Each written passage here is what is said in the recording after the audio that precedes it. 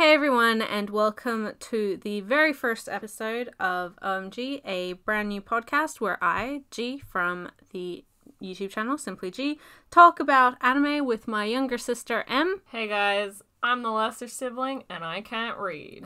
What do you mean by that, M? I can't read. So basically what she's saying is she doesn't really read, especially manga. I can't read, so I mean... But she doesn't read manga especially. So when we do watch anime, which we do quite often, like we watch it together, a lot of the time I will have read the manga where she has not. Nope. So it's quite interesting because although our personalities are very different, I would say our taste in anime and media is quite similar. So we do have a lot in common when we talk about these things, but hopefully M can give it a little bit more of a different perspective, especially because she isn't some of your but she isn't coming from a lot of these shows with sort of prior knowledge of the manga. She hasn't really experienced the story before, so you really see like fresh eyes with a lot of these things. So just before we get into this particular podcast, I did want to mention that the icon art that is going to be used in this particular podcast is very old. It's old. So just keep that in mind. It will definitely be changing in the future. Hopefully, fingers crossed.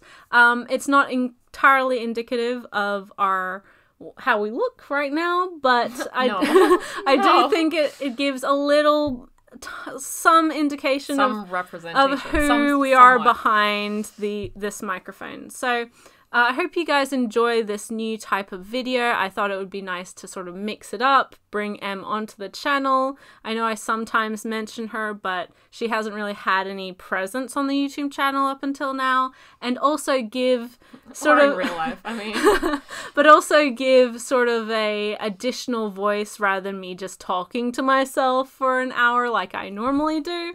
It's painful, guys. Don't worry, I understand. Yes, I hope you guys do enjoy this new type of video. I can't promise that it's going to be a super regular thing. We're not going to follow any sort of upload schedule or anything like that, but hopefully there will be more of these videos in the future, depending on how you guys react and whether or not M is really up to it. Yeah. So I'm busy.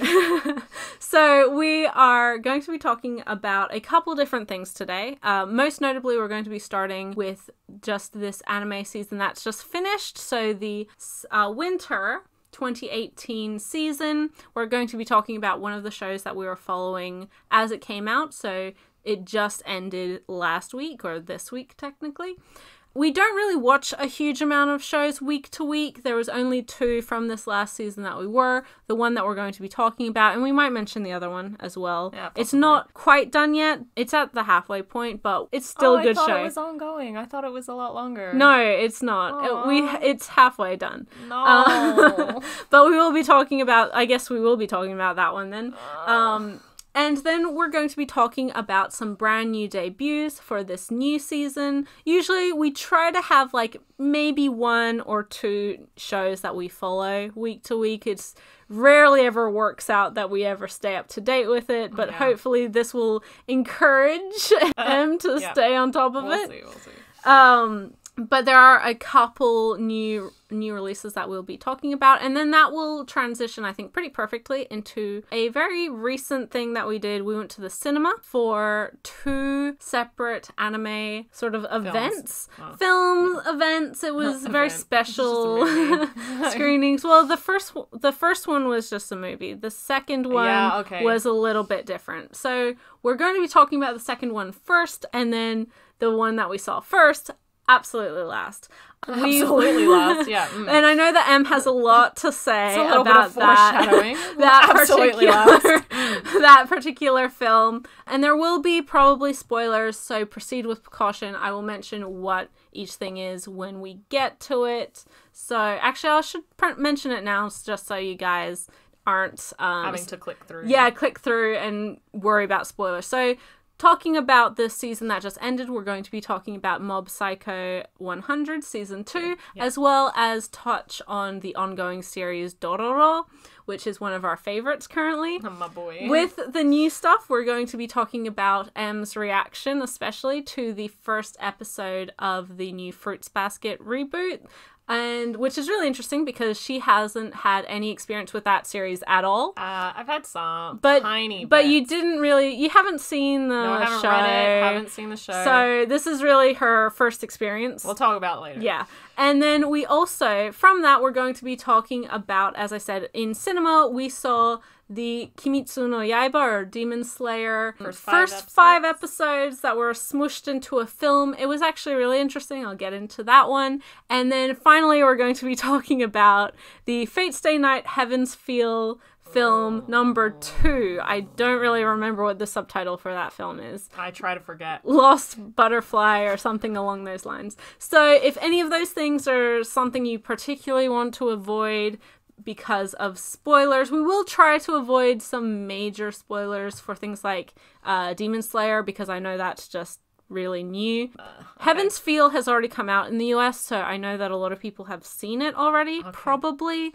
I can spoil things now. And Fruits Basket, obviously we've only seen as much as has been released, and Mob Psycho, again, is recently finished, so hopefully there won't be too many spoilers for people just coming into it. I am also in the comments probably going to be putting timestamps for each section, so if you are wanting to avoid a particular part, like Mob Psycho or whatever, then you guys can just click through.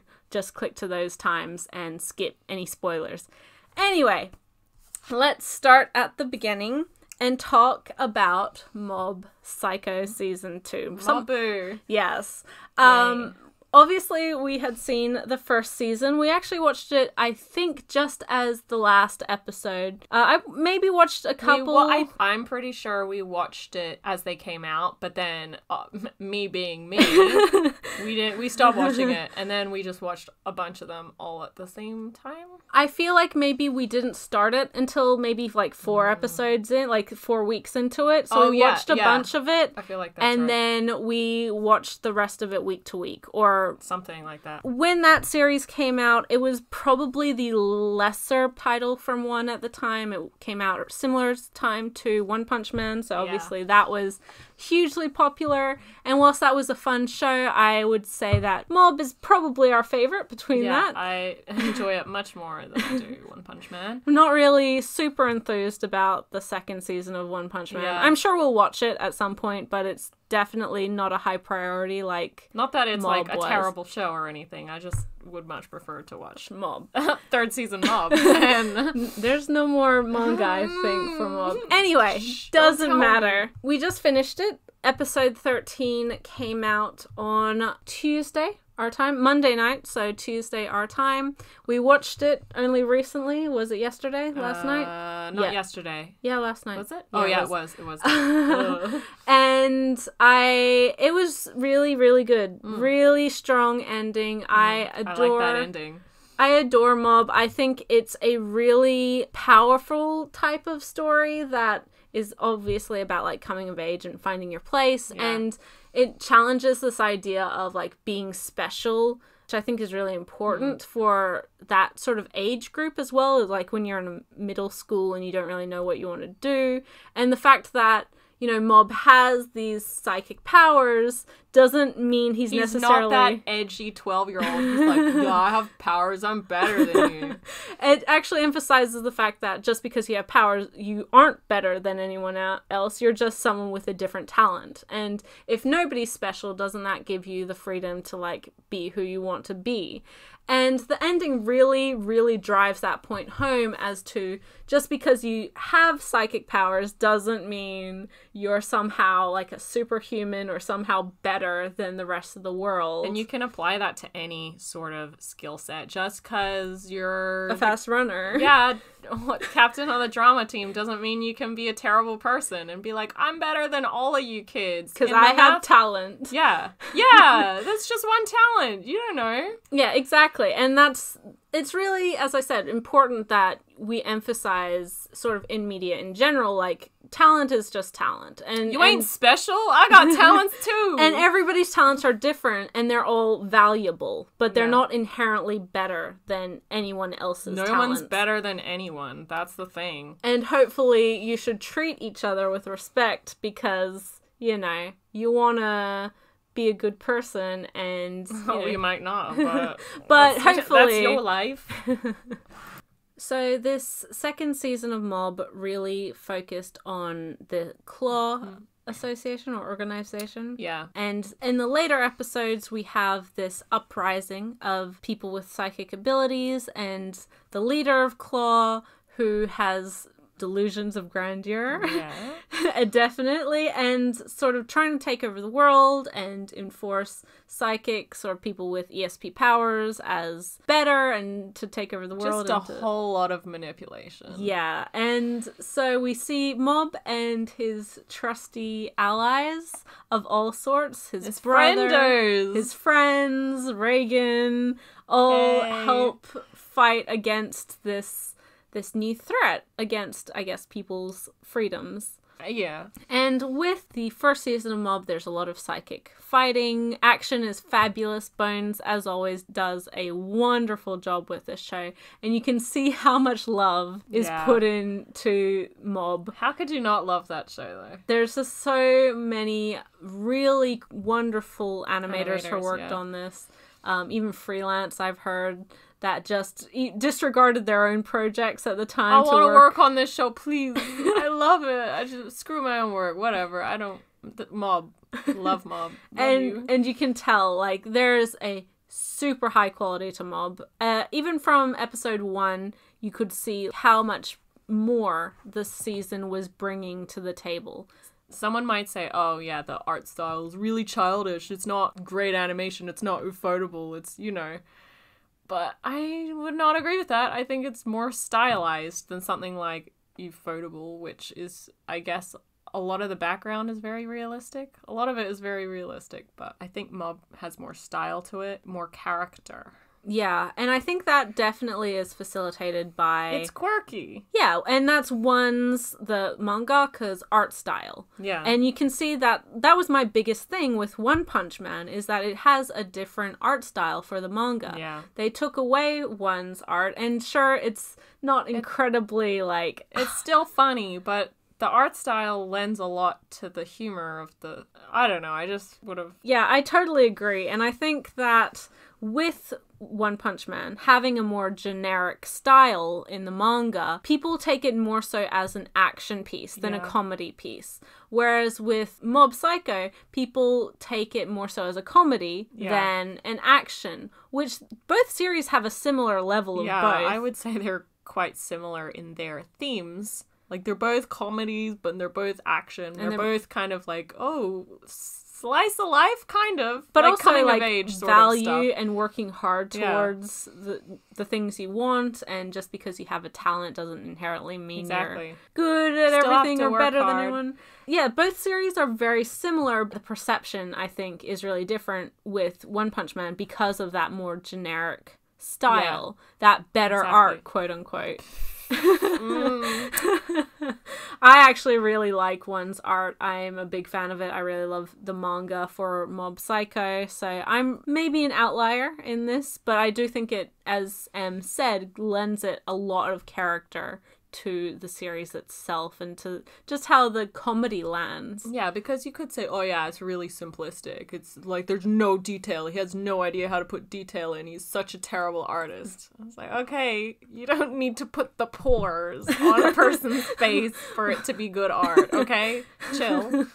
Yeah, I think there's a difference between untrained artists and like a certain style. Yeah. You see it a lot with, I would say, other mangaka who have unusual styles, like Taya Matsumoto, who you love, Tek on King Creek. Yeah, I love that art style. Oh my god. But that, comparatively, would be seen as like really weird. Oh, that's terrible art. That's the worst art I've ever seen. What is their arms? They're so not real to what arms are. Yeah, and I think that, and Ping Pong has the same Yeah, I love that art. animation. It's so good. It's just a really nice when a mangaka has a really recognizable style as well. Like Natsume Ono has that as well. Has their own flair. With Aka 13. Yeah. And they also, did... The big eyelids. Yeah. Girl, I love that. And so I really like it when you can immediately tell who's behind the artwork. Even something like Hiromu Arakawa's art. Yeah. Whilst some people would say is like much better than yeah. those other Or more examples. even like generic, more fitting into the box of what mangaka art is supposed to be. It's still got, you can tell it's her art. Yeah, absolutely. You know that Silver Spoon is done by the mangaka. Hey, that's the lady who did Full Metal. Oh, and Arslan has this art. Yeah. And this other series, what's that other one? The fighting Hero Tales. Hero Tales! Girl, don't tell me you forgot Hero Tales. Oh my god. That was a terrible show. Well, it was a funny show. It was a generic I still show. need to watch the last episode because that's me and I never finish anything.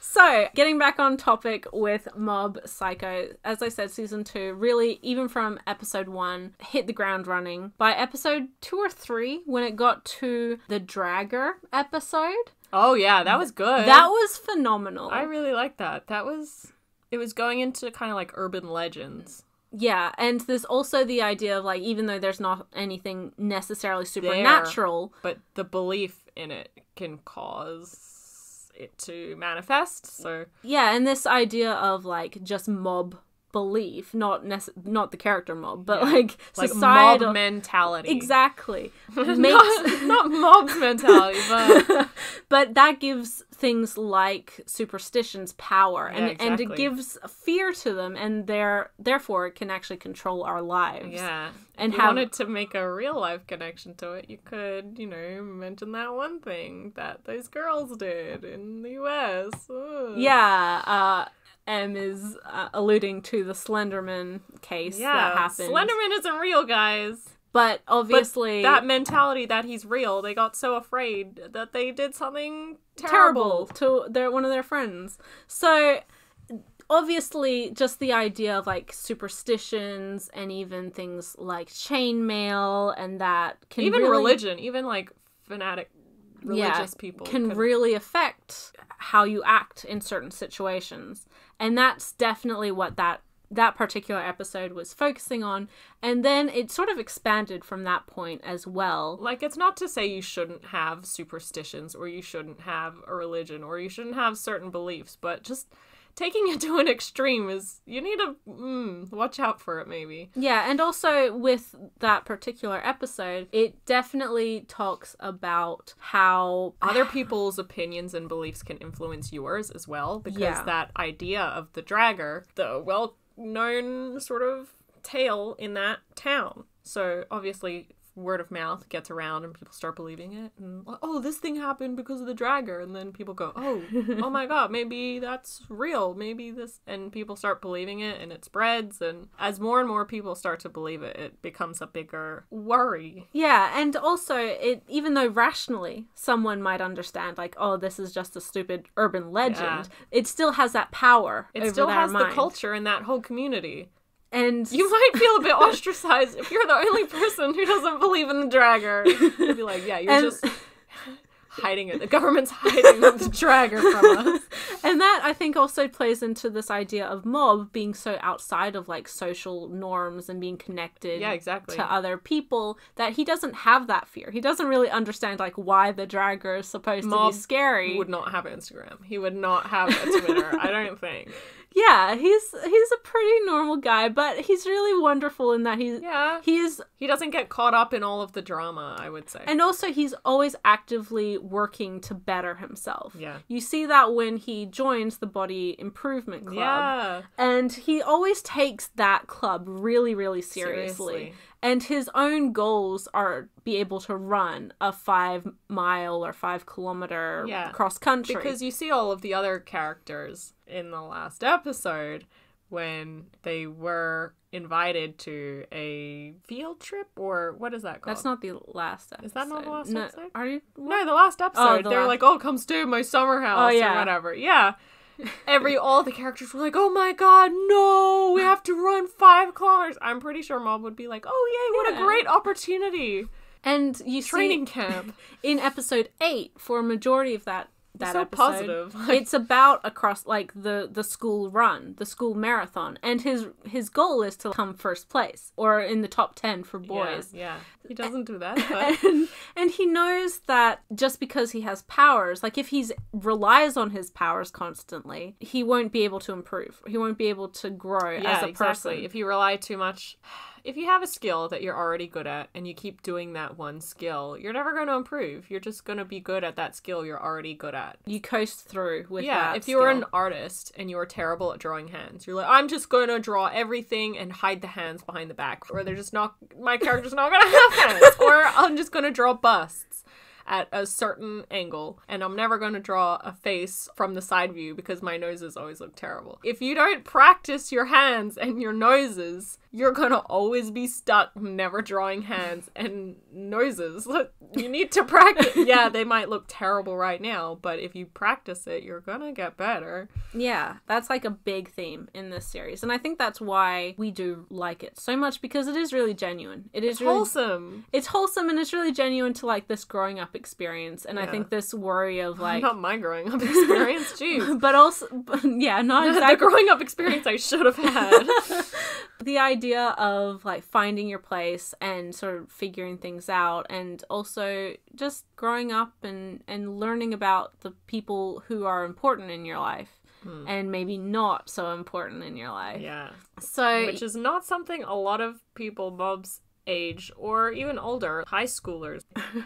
I think we all have that one high school friend that you look back on and was like, oh man, how were we friends? That was a terrible decision. Oh god. How did we spend time with each other? How did we put up with each other? I look back on myself and I'm, oh my god, what?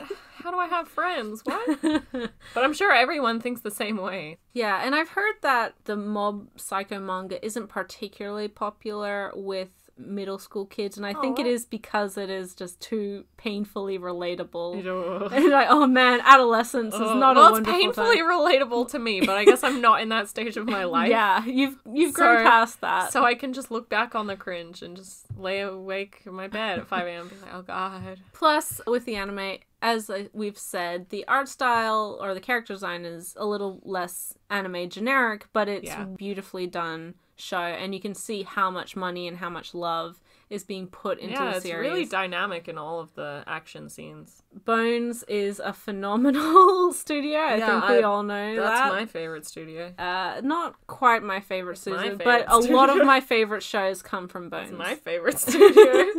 My favorite would be Mappa. Did you know it's my favorite studio? And speaking of Mappa, I think that segues pretty perfectly into Dororo, which is the other show we've been watching this season. So I do like that animation too. Yeah. And Dororo, that's great. Mappa, I think, is a really interesting studio because all of their projects so far have been something really unexpected. Really big risks. They don't have a lot of stuff that relies on... Like what have Mappa done? So their first big breakout hit was obviously Euro on Ice, which was that was an original series that didn't really have anybody really knowing what to expect from it. Yeah. Obviously really pushing... That was the first thing? It's not the first thing they put out, but that's their first hit. Oh, okay. I think their first series that they put out was Kids on the Slope. Oh, okay.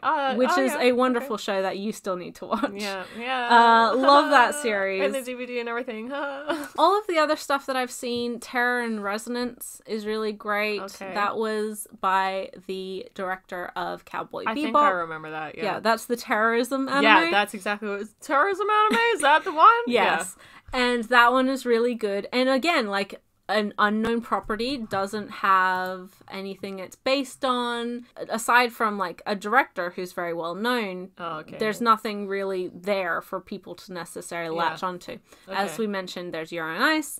Now, with Dororo, Obviously, it does have a manga. It's one of Tezuka's earlier works, and it's not necessarily his most well-known work, but it did have a anime adaptation back in the 60s. Boy, I love that opening. That series, is now being made because of the 50th anniversary, I believe.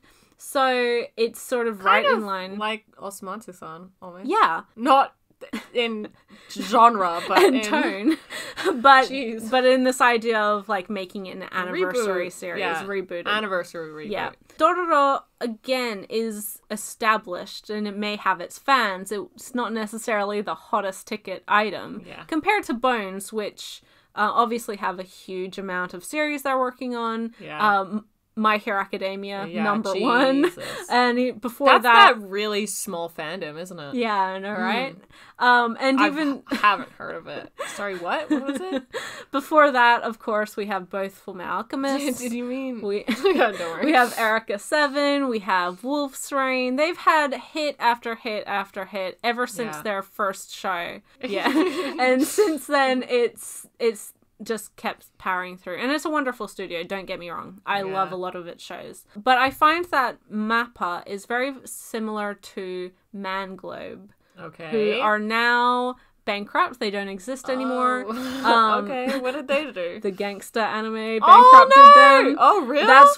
That was their final project before they filed for bankruptcy. Before that, they did a lot of niche types of series like The World God Only Knows. Oh, really? Yeah. What? Didn't that make them all of their money? No. I thought that was really popular. It was like a middling, like, it did okay. I thought that would have been super popular. It did okay, and then I relate to Kenma on an emotional level because my waifu is just like... whatever her name is. I can't remember. Elsie? What? I don't know. Yeah. Anyway, I think the third and then like the OVA seasons were just sort of follow-ups trying to make them some money, and then it was never quite as popular as the first season. Another really great show from them is House of Five Leaves, which you still need to watch, but is beautiful. Yeah, also another stylistic anime. Yeah, Natsume Ono, of course. I know. But yeah, they've done some really interesting projects, and that's why I compare the two, because they're not really the most popular types of manga that they're adapting from. Yeah, there's a lot that is trying to appeal to a niche or like niche audience and hoping to make something interesting hoping for out the of best. It. Another MAPPA anime that we just finished very recently was Banana Fish. Oh. And again, that's understandable. Yeah. Because I see the Yuri on Ice and Banana Fish link. Obviously, that's an older shoujo. Yeah. That has a very... They changed the art style. Not so much the art style as the... character design. Yeah. They changed the setting insofar as the time period as well. Yeah, I know. Why? But it was a good adaptation. It was a great show. It would have been nice to see an 80s I can't read, anime. so I'll never know. Anyway, so MAPPA, really great studio, and Dororo is their most current work. They have another series coming out, Sara Zenmai, which is the new Ikuhara anime that we are going to be watching as well. The Kappa anime. Ah, okay. I know what you're talking about now. I was just a little bit... thanks.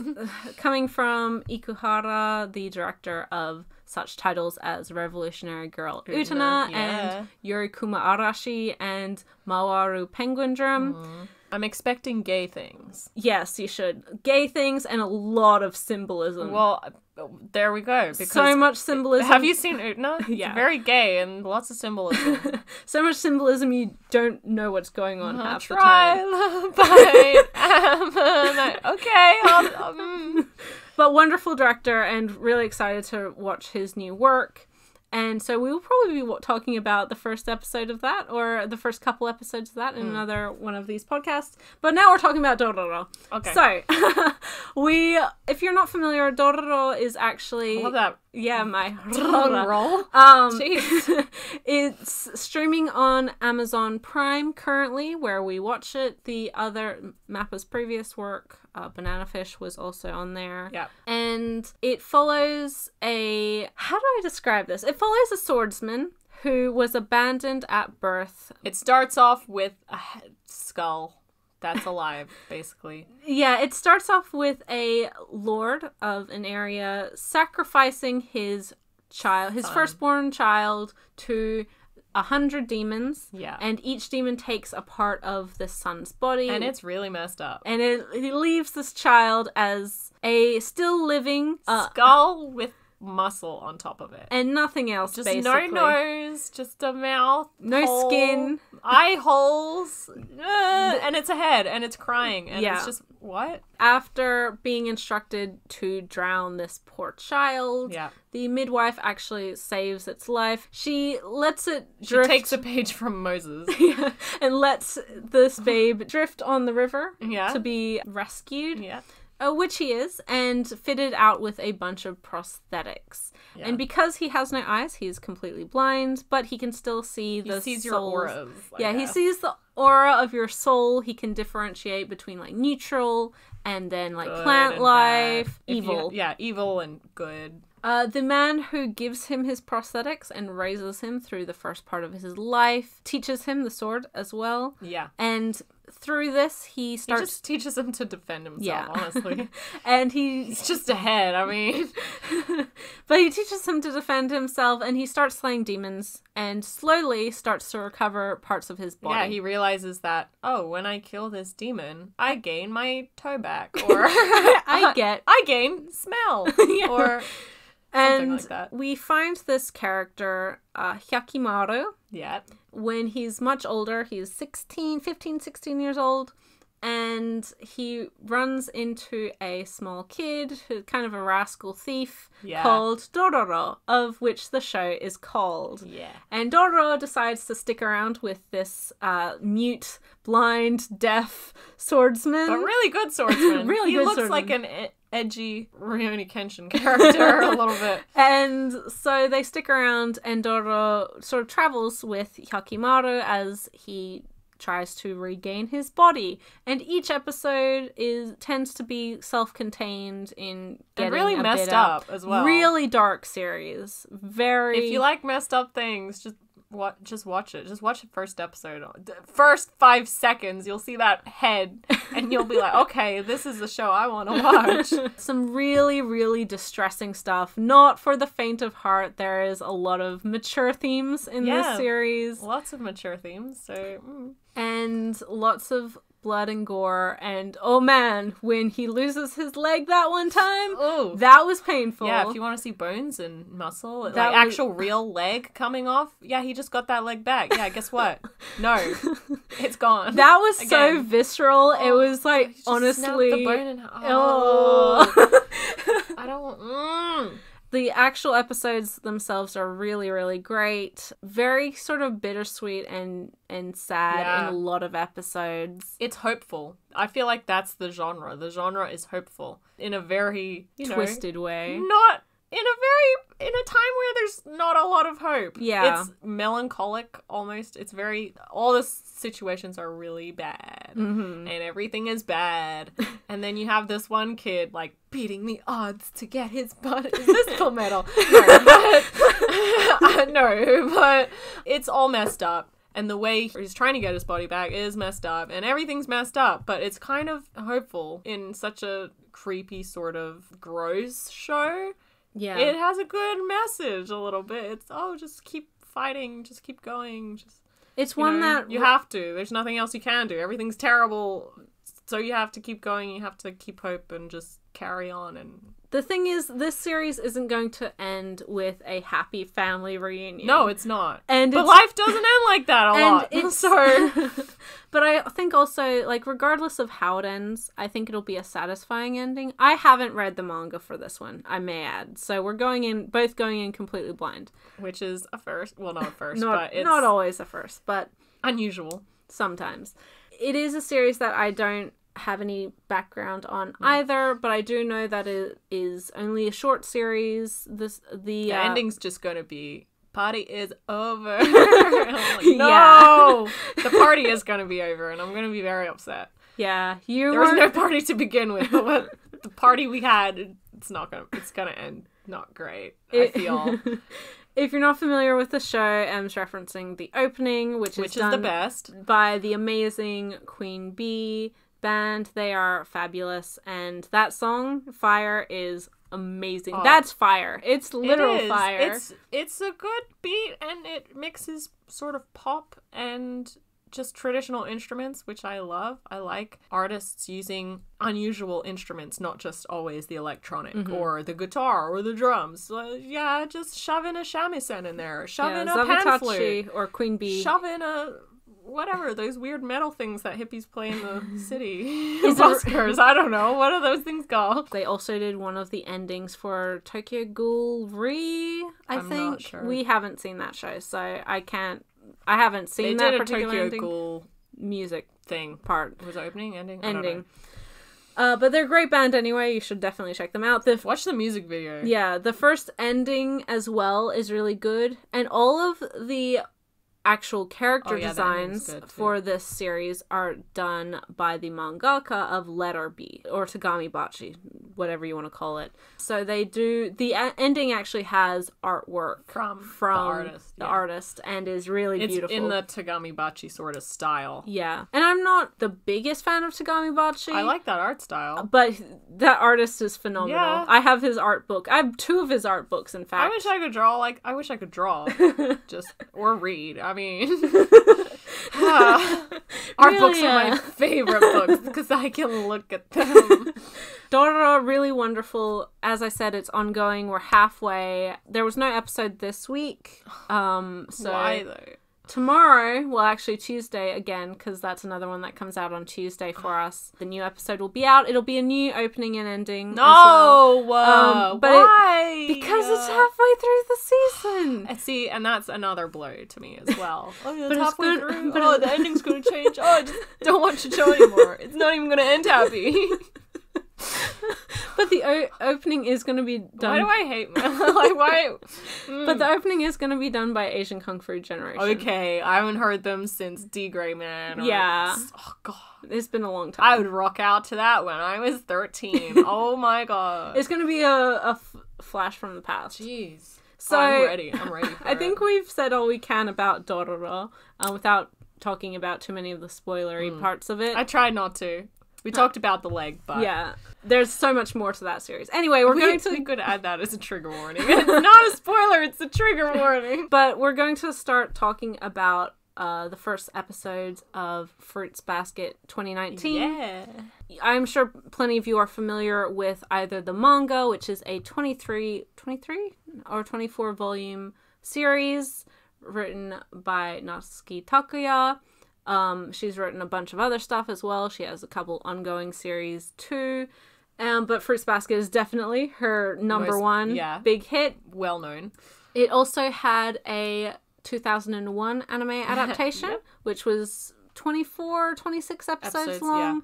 Yeah. And that one is incredibly beloved in Western fandom. It's really probably, if you meet like an older fan of anime, it'd be probably one of their first watches. Mm-hmm. Probably, I mean, it might not be their first, but it would be one of their first animes they would have watched. So. Yeah, and I think also it's definitely probably one of the few or earliest shoujo to have like really broad appeal. I know a lot of guys like the original Fruits Basket.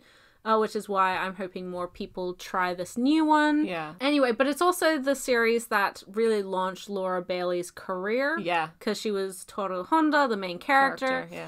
A lot of other voice actors like Eric Vale and Jerry Jewell, and they were in the original dub, and they have returned for this new season. That's nice. It's being simuldubbed by Funimation, so I know the first episode will be on Funimation's streaming service.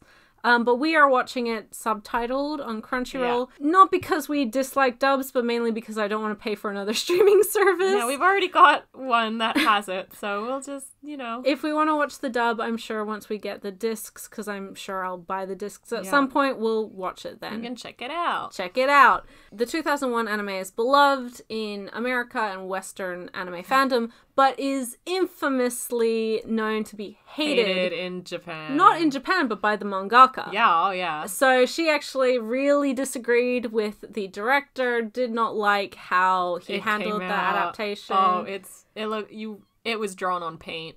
It's a very cheap adaptation. Like, it's a very cheaply made show, but more so than that, I think she had a problem with the tone of the series. He made it very comedic, which it does have, like, quite a bit of comedy in it, but I think she felt he really wasn't focusing on, like, the heartfelt parts. Yeah, and the dramatic this is aspect. the gag anime. Whoops, let's put some sound effects. And I can't necessarily say that the original anime wasn't effective. I do think it's a good show. Yeah. It's not my favorite show, and it's not my favorite show of the era. It's very beloved, but it's just the mangaka who just is not having it. And so for this new series, she had always said that she didn't want a new adaptation of it unless she had a lot of control over what was going on. And with this series, she does. She has a very overwhelming, like, hands-on supervisor aspect. And so she really has had, like, a big say in how this series is going. And in my opinion, I think it's good to have both of them. Yeah, I do. I wouldn't say erase the old one. We need to forget. No, because that was pretty good too. A lot of people love that. Yeah. So it's good to compare them as well.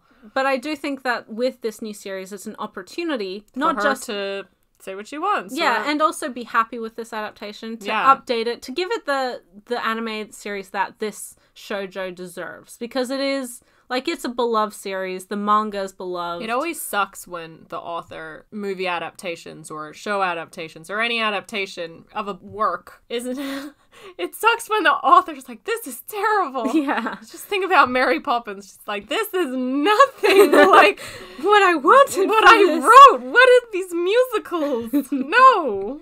And that's a good example of how an adaptation is still good. Everyone regardless. loves Mary Poppins, right? Everyone who grew up with Mary Poppins is like, oh, I love that. That's Disney. Love Walt Disney. But the author hated it. Yeah, Australian lady was not having any of that American flair. No way. Musicals, penguins, what is this? But anyway, Fruits Basket 2019. Obviously, just looking at it, so much more money has been put into it. It's a shoujo anime, so it's never going to be extremely high budget compared to something like My Hero Academia or a Mob, but it's beautiful. The backgrounds are done so well. I actually adore the Japanese cast, because the Japanese side, was completely recast. Yeah. That was another one of her stipulations. She didn't want any of the old. She didn't want any of the old staff in any capacity. Yeah. Because of that, we do have a relatively new voice actress playing Toru. She... I don't think you've seen her in anything, but she was Makuya in the film Makuya. Oh. No, I saw Makuya. Did you? Yeah. Oh, okay. I was there with you. I couldn't remember if we watched it together or not, because we didn't see Mirai together, so I get them confused. Yeah, okay. So, anyway... yeah, she was in Makuya. Yeah, I saw that. And that was her real... I was there. That was her real breakout role. I think that was the first role she was actually ever chosen for. But the film didn't come out until later, so she'd already had, like, a screen debut on TV before that. So she was in... Because her first, like, actual role... was in Suki ga Kire. She was a side character in that, which is the show I love and I want Em to watch. Really sweet. I'll get around to it. Lol. We'll watch it at some point. Anyway, relative newcomer, but I think she does a really good job. I think she captures Toru's personality really well. And I really, really, really like Zaki as Yuki. Yeah.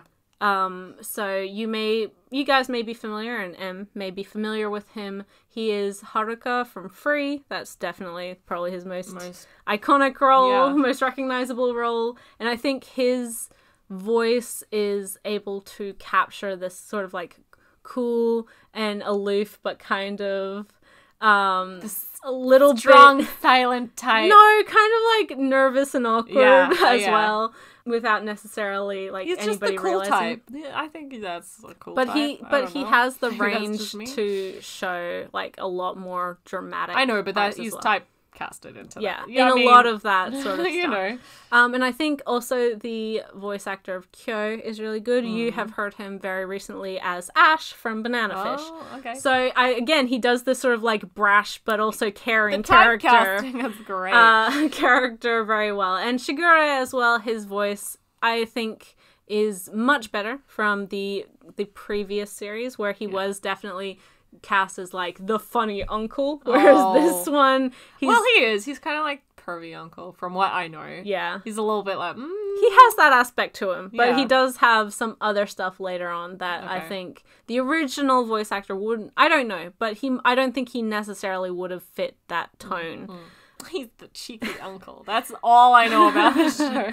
So, going into this series, as I said, Em has no background. How did you enjoy this first episode? It was good. I do have some background, so I did know some of it going into it, especially since it's the first episode. I'm like, I know she lived in a tent, and I know she had two friends, that one's a Yankee and one's kind of into the occult, and I did know some things. And I think you knew the premise as well. Yeah, I know the premise. I know some things. I definitely don't know spoilers or anything. Well, maybe. I don't know. I'm not sure. I have no idea because I haven't actually seen it or read it because I can't read. But yeah, I enjoyed the first episode. The art style is a lot better than, let's say, the old anime, which I have seen pictures of and I have seen manga panels of. I can't read though, but I've seen the art. And that was another... It was something I kind of had to get around because I'm like, oh my god, it's so shiny and fluffy. Like... anime is compared to a 2000s anime, like the really spiky, all the hair is spiky and everyone's angsty and you know there's not shinies everywhere. I was gonna say that was on request of the mangaka because she was very unhappy with how the art looked. Understandably. I understand why, because it's, you know, she doesn't want it to be like an edgy sort of. But it was also, she said that during that period she was struggling with illness. Her art style. No, she was struggling with illness, so her art wasn't to the level that she wanted to be. Okay. And she actually, during Fruits Basket, you can see she had like a very major shift in art style. Okay. So I think this anime sort of merges the older art style with a little bit of the earlier art style and makes it a bit the older more, with the earlier. Like that's the same. The later with the earlier. Yeah. And makes them a little bit more... It merges the old with the same thing, with the old as well. It's just old. It wasn't merged. I lied. We've already been talking 50 minutes. I can't always keep my words straight. You know this. I'll pick you up on it. You know me. Yeah. So... I'm ready to call you out. You thought the art style was... I know I liked it, but it was just unusual for me to see. And I haven't even watched it, so I can imagine other people would think, oh my god, that's too different. I don't like this already. But I mean, I like it. It's fine. It's good. It looks nice. It looks better than the old art style for sure, but my brain's got to be like, this is how it is. Watch it as how it's supposed to be and just don't compare it with the old style. The old style isn't great. And how did you find the actual actor performance? I think it was pretty good. I didn't know about what you did tell me before, but I forgot, or I wasn't paying attention or something. But story of my life. Do you know how long you talk? Anyway, it from what I remember, it seemed pretty good. I mean, you know, they're professionals. They do a good job. You'd hope they do a good job. What are your sort of expectations for the show? I know I'm not even expecting a lot of comedy. Like you said, there are comedic aspects in it. I just don't feel that from the first episode. Well, I don't feel it from the series. Yeah. Me thinking about what the series could be like, I don't feel like I see any comedy. Yeah. I see there being lighthearted parts, like not all of it being, very emotional and, oh my god, backstory of someone or backstory of someone else. Oh my god, there would definitely be upbeat moments and, I fell into this person and like a Ranma style, maybe not as wacky as Ranma, but that sort of, I fell onto this person and oh my god, we're at school and you know, people getting in trouble for certain things that characteristics they have on them because of their being animal they represent. Yeah. There'd be some misunderstandings and like, oh my god, some shenanigans. Wacky quotes, sort of things that happen, but I feel like it's going to be more of an emotional sort of story. Yeah. Not so much like emotional as in crying, but or sad backstories, but I feel like a drama. There's going to be nice scenes. Mob going back to Mob, is an emotional show. And it's not always like, oh, sad backstory of Mob. Yeah. It's got, like, heartwarming parts, which is, I would consider an emotional thing. That's what I mean by emotional. It's going to be heartwarming, and it's going to be nice and wholesome, and there is going to be some sad backstory. I can already tell. I know. But it's going to be just like a nice drama about friends and, you know, some maybe trouble comes. Well, of course there's going to be trouble. There's no show if there's no conflict. But I feel like, oh, they'll work it out and that sort of thing. Yeah. Rather than just being like a comedy or just an action series or just an edgy backstory dystopian sort of reality show. It's not... Yeah, there's going to be sad parts in it, but it's not that sort of show. It's not completely that. That's what I feel, at least. I have no idea, but I think that's what it's going to be. We'll see. That's a very long explanation, me trying to get my words out about what I'm trying to say, but... We'll have another one of these episodes in, like, 3 months and see how your opinions are, and then after that, because... It'll be interesting. I'm not going to say anything because obviously I know what's going to happen, and I don't want to spoil the experience for you. Yeah. So overall, you enjoyed it, and I guess you'd be looking forward to the rest of it or the upcoming episodes. Yeah, I'm looking forward to it. I know some of the characters and I know their names just because of my previous experiences with it. Yeah, because I knew who Shigure was, which was how it was pronounced when I was like 10 or 9. When you were a small child. Yeah, Shigure and Yuki and Kyo. Oh, but Taru was already strong. Anyway, I know some of I don't know them all Off of them. by heart. I don't know their names off by heart. I don't know all of them. And I don't know which characters which. Yeah. And whose age is who and how they all, who interacts with us. Yeah, I just know certain things. Yeah, I know some of them. And so I guess maybe coming from this as you are, maybe at some point where the new anime has like overtaken the old one, do you think you'd go back and watch the older one? Yeah, I would. In dub. Yeah. Because I do think, that, as I said, it's an older dub, and you can tell that a lot of the actors aren't necessarily... I love old dubs, though. I love watching ADV dubs. The performances aren't as strong as they are now. But that's what I like. It's very nostalgic to me. All the old, like, Funimation and the old ADV, those sorts of dubs. In those sorts of old dubs, you're like, oh my god, Eric Vale is playing 5 different characters, background characters, or because it wasn't as popular of an occupation back in those days, and companies weren't as big, and they didn't have those sorts of resources, I guess. And they'd recycle people. Well, they just didn't have the or you'd listen to something, you'd be like, oh my god, that's Yusuke Urameshi in a shoujo or something. I don't know. Yeah, so it's always fun listening. Oh, I know exactly who that person said one word, and I know exactly who it is.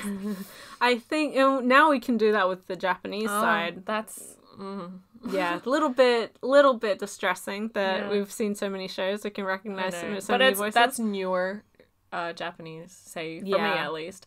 But especially with the old Funimation, it's just, I don't know, it sparks that sort of nostalgia in me. And I know that's like, you know...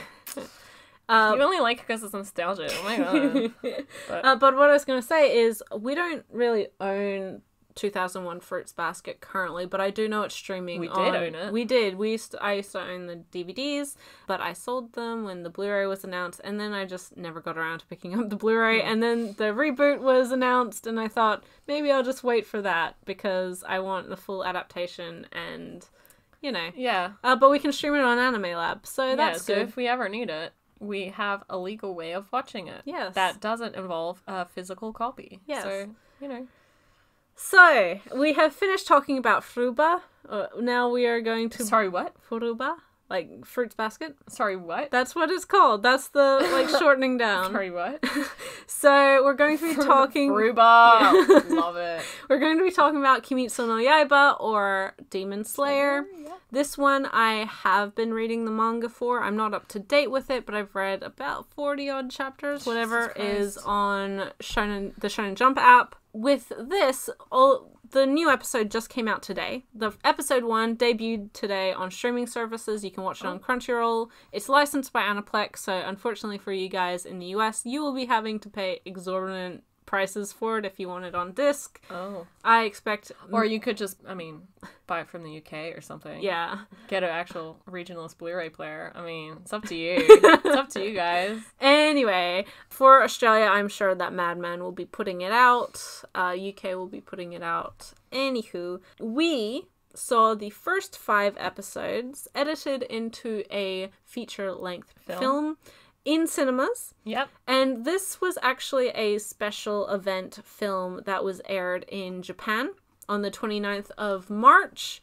And exactly 1 week later, we were able to see it in cinemas in Australia. I was incredibly impressed. We're pretty on top of it for Australia.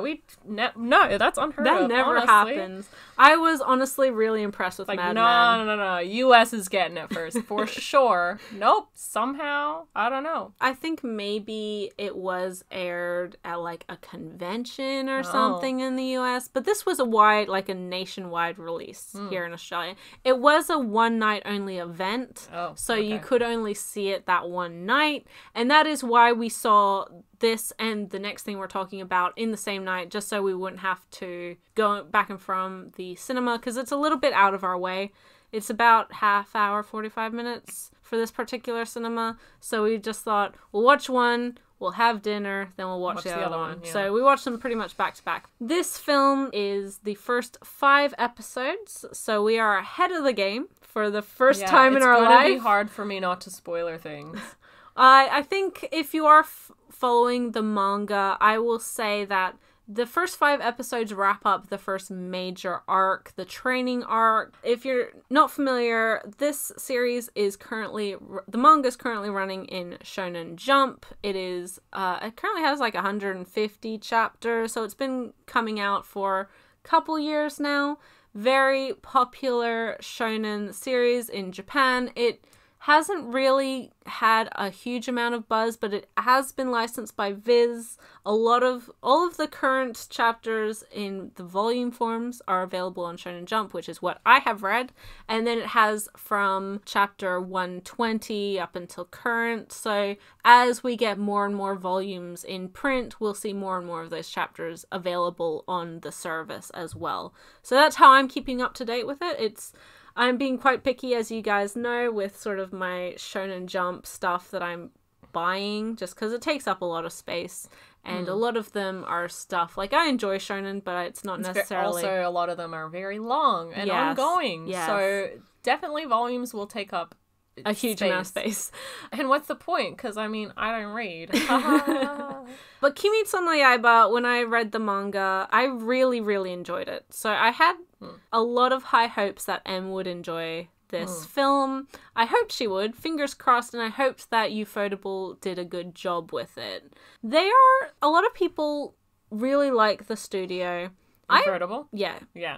But I don't particularly think they're necessarily better than other studios at animation. I don't think so. I think they're very detailed in their animation, but I didn't and think their backgrounds, and I think they people look like their lighting. Stuff. I don't know, I just don't like, as you know, I guess we've mentioned earlier, I do prefer more stylized sort of animation, like Mob or like Tekken Concrete or or Ping Pong. That was weird looking anime is where I'm at. If it looks weird, I like it. But that's not to say that Demon Slayer doesn't maintain its its kind of quirky character design. I liked it because after the movie, I think you told me, "Oh yeah, this is ufotable. It's the same as the Fate movie we just watched. It's the same company." And I went, "What? No, it's not. This looks like this doesn't look like ufotable. It doesn't look completely shiny, and it looked good. I mean, there's quality, there's a little bit of questionable CG at points. Oh yeah, oh my god, I pointed it out straight away. I was like, that's CGI guy. Look, CGI running. And I've heard from people who have watched this first episode as it came out that were like, yeah, there was some CGI. It was minimal though. I mean, it wasn't like a CGI big tree on the screen or something. Like the horses in Black Butler. Oh my god.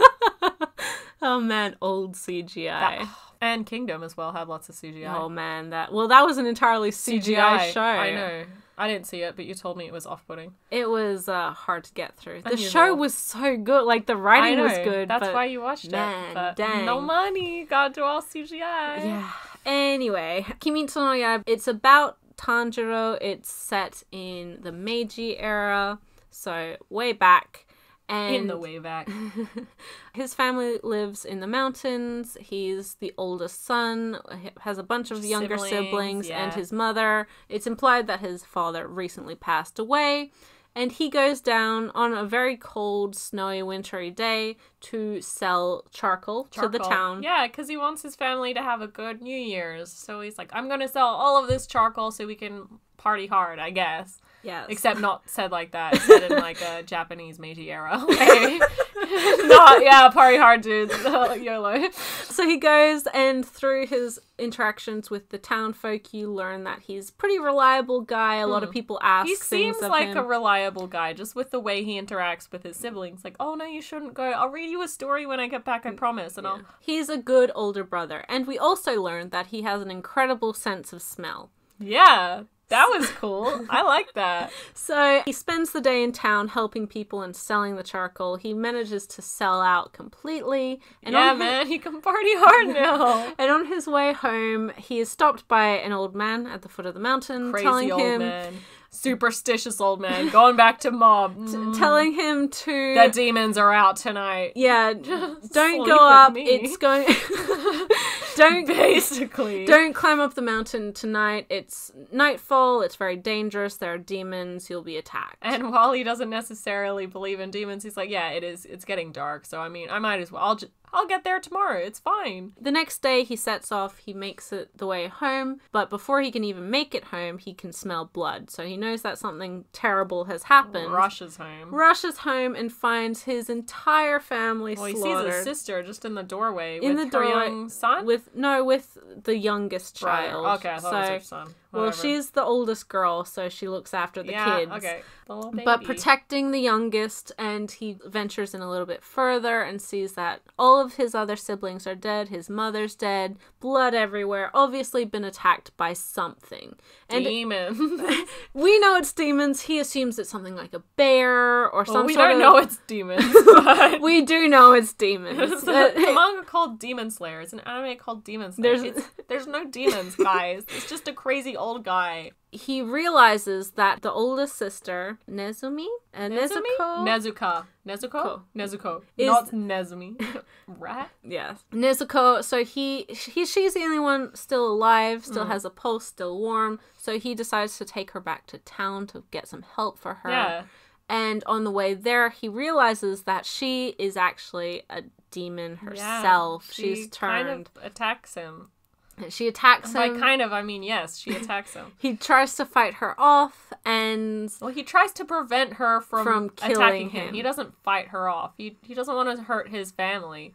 And that's the big thing, is she is his sister. Mm-hmm. And as we had seen in the establishing shot, he is a very reliable, good brother and would never hurt his family. Well, he loves his family and loves his siblings. Yeah. Like, genuinely loves them. So he doesn't want to hurt his sister, but he doesn't want her to kill him. So and he still loves her just as much, even though she is this monster. He does run into a demon slayer, which is how he's introduced to this whole idea the edgy character of becoming a demon slayer. But Tanjiro's motivation is to find a way to turn his sister back human. Yeah. So he decides he wants to become a demon slayer himself to be able to find a cure, basically. Yeah, and to be able to help his sister out too, you know? Yes, and so... just take care of her. So he's not a burden looking after her. If he has the skill set, it's easier for him to be able to... look after her. And so over the I'm not quite sure where that first episode ends. Probably after the fight with the Demon Slayer guy. Because then the next night is when they run into another demon at the rest house. Yeah. Yeah, so that's spoilers for episode 2, but obviously if you're following the manga, you would have already read that if you're up to date with the print volumes. I think it's a really good adaptation. It's very well paced. It's one to one. I really liked it. It has, watching it as a film as well went really quickly. Good. It did, because they're episodes. Yeah. So it just feels like, oh, I'm gonna binge this anime like we are used to, because I never watch things as they come out because I'm terrible. It was just, I enjoyed it. It had that pacing that I like and is not so slow or, you know. Yeah. It was good. It seemed...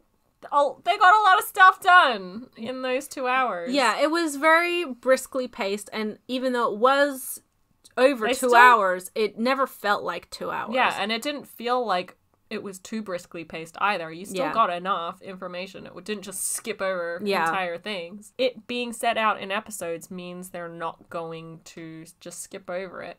Yeah. This film that we saw was basically all of the episodes with the openings and endings pulled Just out cut of out, it. yeah. We didn't see any either, during this film. I did watch the opening independently today on YouTube. It's very good. I liked it. Yeah. I really enjoyed how the action was animated in this show, how they were able to animate like the water breathing sword play. Oh yeah, that was... Which is sort of his signature move, and just how they were able to capture the mangaka's style. I think they did a really good job in bringing this manga that does have a very, not necessarily unique, but very memorable art style. And well, for me, I just liked it because it was done by ufotable or whatever, and they didn't make it into a ufotable looking sort of... They kept the art style, and while that might to some people be, oh, it's a generic shonen art style, at least it didn't look like generic ufotable. Like, at least they didn't change it from the original art. We must say that really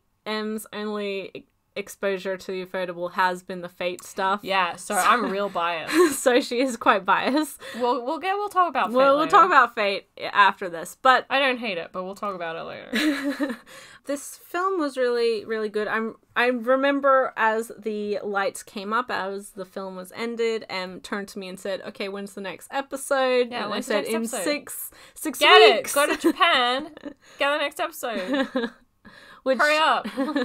It's like marathoning something and then leaving on a cliffhanger and being, oh yeah, no, the next episode comes out next week. Why did we watch it all then? Why didn't we just...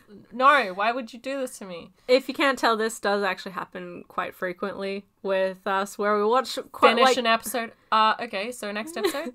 Even though I know there's not going to be one. Next episode? Get it up. Get the episode. Get the episode up. This is why I sort of try to wait until all of it's out to mitigate this because complaining. She'll come up to me and say, "Hey, let's go watch something." And I'll be like, I don't want to watch. Not really. Can I watch it tomorrow? And then tomorrow she'll be, oh yeah, come watch this episode. Okay. If I have to. And then I'll watch it, and then I'll be like, where's the next episode? What the hell? Really pumped. Why would you do this to me? I really like this show. This is why we don't watch much week to week, because this exact situation has happened more times than I can count. It happens every time. Every time. So, obviously... I don't even like this show. Why would you... And then I watch it. Oh my god. I love this show so much. It's ending? I'm What so do you invested. mean it's ending? Yeah, M is definitely kind of a tsundere when it comes to watching anime. But only when it comes to anime, she definitely is like, I don't even want to watch this. I love it. But I would say it's a love-hate relationship, even though I don't hate it in any... capacity. Yeah. But it's just that I'm so... I don't know. It's that I'm lazy. You're Leave just me alone. unmotivated. Yeah, to that's watch the it. word I was looking for. And it's in the moment that you get attached to it. Any fandom or hobby, I'll just put off. I just nah, it's fine. No. No, I don't need to go back I know to I it. like this, but nah. I'm not gonna watch it until someone forces me to. And that's always my Or job. I'll hear it. Or, someone will tell me about it and be like, oh, maybe I actually want to oh, and then I'll take the initiative and watch it myself and be like, why the hell Did I wait so long? This is the best thing ever. Why did And then the next episode will come out, or the next time it'll happen, I'll be like, no, I don't want to do it. No, I hate this. And then I'll watch that episode and be like, why did I not watch this? And I just never learn. That's the circle of life. Yeah. Kimetsu no Yaiba, the film version was called Kyodai no Kizuna, so sibling bonds, or the bonds of siblings. The final episode introduced some new characters to the series that you're really excited to see more of. Yeah. Blondie. Oh, I really relate to him on an emotional level. Yeah. He's just completely depressed. And it's like, why am I here? And I'm like, I'm gonna definitely die. I also relate to that, but I'm also the complete opposite of that. For manga fans, that gives you an indication of where it ends off. Obviously, I said it's the end of the training arc, or the end of the Demon Slayer Corporation test arc. Corporation. Yeah, Meiji era corporations, you know.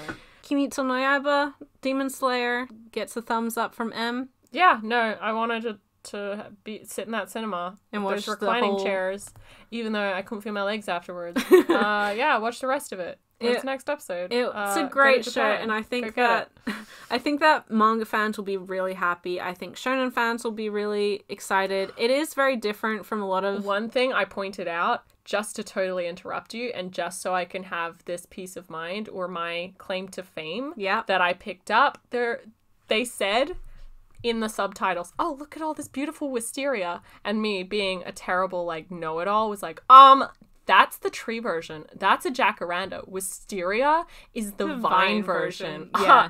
Get your facts straight. You're supposed to be a professional. What the hell kind of subtitle is this? You're kind of a bitch sometimes. Oh, yeah.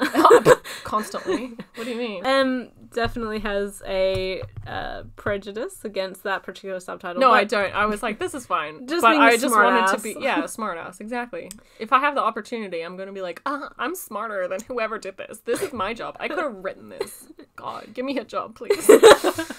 Obviously, really enjoyed it. Looking forward to more. Again, I don't know whether... I thought it was interesting that it had wisteria instead of, like, sakura, which it always is. Like, the cherry blossoms. I thought it was cool that they had the jacaranda tree, the purple one, not the pink cherry blossom. I thought that was interesting. Because it's always, let's go watch the cherry blossoms fall, or it's, it's season for cherry blossoms. It's spring. I'm going to ask you this, and I know what your answer is going to be, but I should have asked this with Fruits Basket as well, but do you think the anime will encourage you to try the manga or read the manga? I can't read. No, but like, say if you could read. Fruits Basket, maybe? Yeah, because we have all the books. Yeah, no, if I suddenly learn to read, maybe. If I teach you how to read at some point, but you'd want to read Fruits Basket? Yeah, Fruits Basket, just because I kind of read, like, panels of it before, overlooking other people's shoulders. Like, oh, this is interesting. And they told me about it. And I was like, oh, this is interesting. Honestly, I don't know. I think it's going back to that nostalgia thing. Yeah. Demon Slayer is just... I'm sure it's a good manga, but there's so many... It's just, like, another one of those really good mangas that I'll just never read. What if you got it from, like, the library? Because I think our library has it. I won't read it. No, but what if you just got it to try it? I won't read it. What about... I'll have it. I'll get it from the library, and I won't read it. Yeah, I know. That's just how you are. What about something like Mob Psycho? Because we have the books for that as well. Yeah, Mob Psycho is something I would learn to read for. Yeah. And what about... Because it's more simplistic, I feel like, I don't know. It'd be easier for you to get into. When things are... I think you were just traumatized by Bakuman. I was very traumatized. Oh, God. Even things like Full Metal. I love Full Metal with all of my being, but you would have to force me to read the volumes. Again. No! I got them! Oh, yeah, I did, didn't I? Yeah! I don't want to read that shit. I don't read! And then you did, but you liked it. Yeah. No, I love it. It is great. I'm glad I read it. 100%. Wouldn't read it again, because I can't read. I didn't read it. I'm sorry. I can't read. I forgot. I mean, I forgot to read it. There we go. Once she hit high school graduation. Oh, yeah, right after exams, I just... Her brain went kaput. Yeah. And what about Dororo? I don't own it, but if we had it... Yeah, I'd read that. It's only 3 volumes long. Do you know what? It's going back to me being nostalgic for those old shows. Dororo. Oh god, oh my god, I've just realized the art style. Yeah, it'd be Tezuka. Oh yeah, hell yeah, I read that. Oh boy. Oh my god, I knew yes. you'd be excited about that. I changed my whole, I'd learn to read for that. Yeah, because you can get it in a 3-in-1 omnibus, so it's a big boy. thick boy. Oh my god, I want to read it. I want to own that.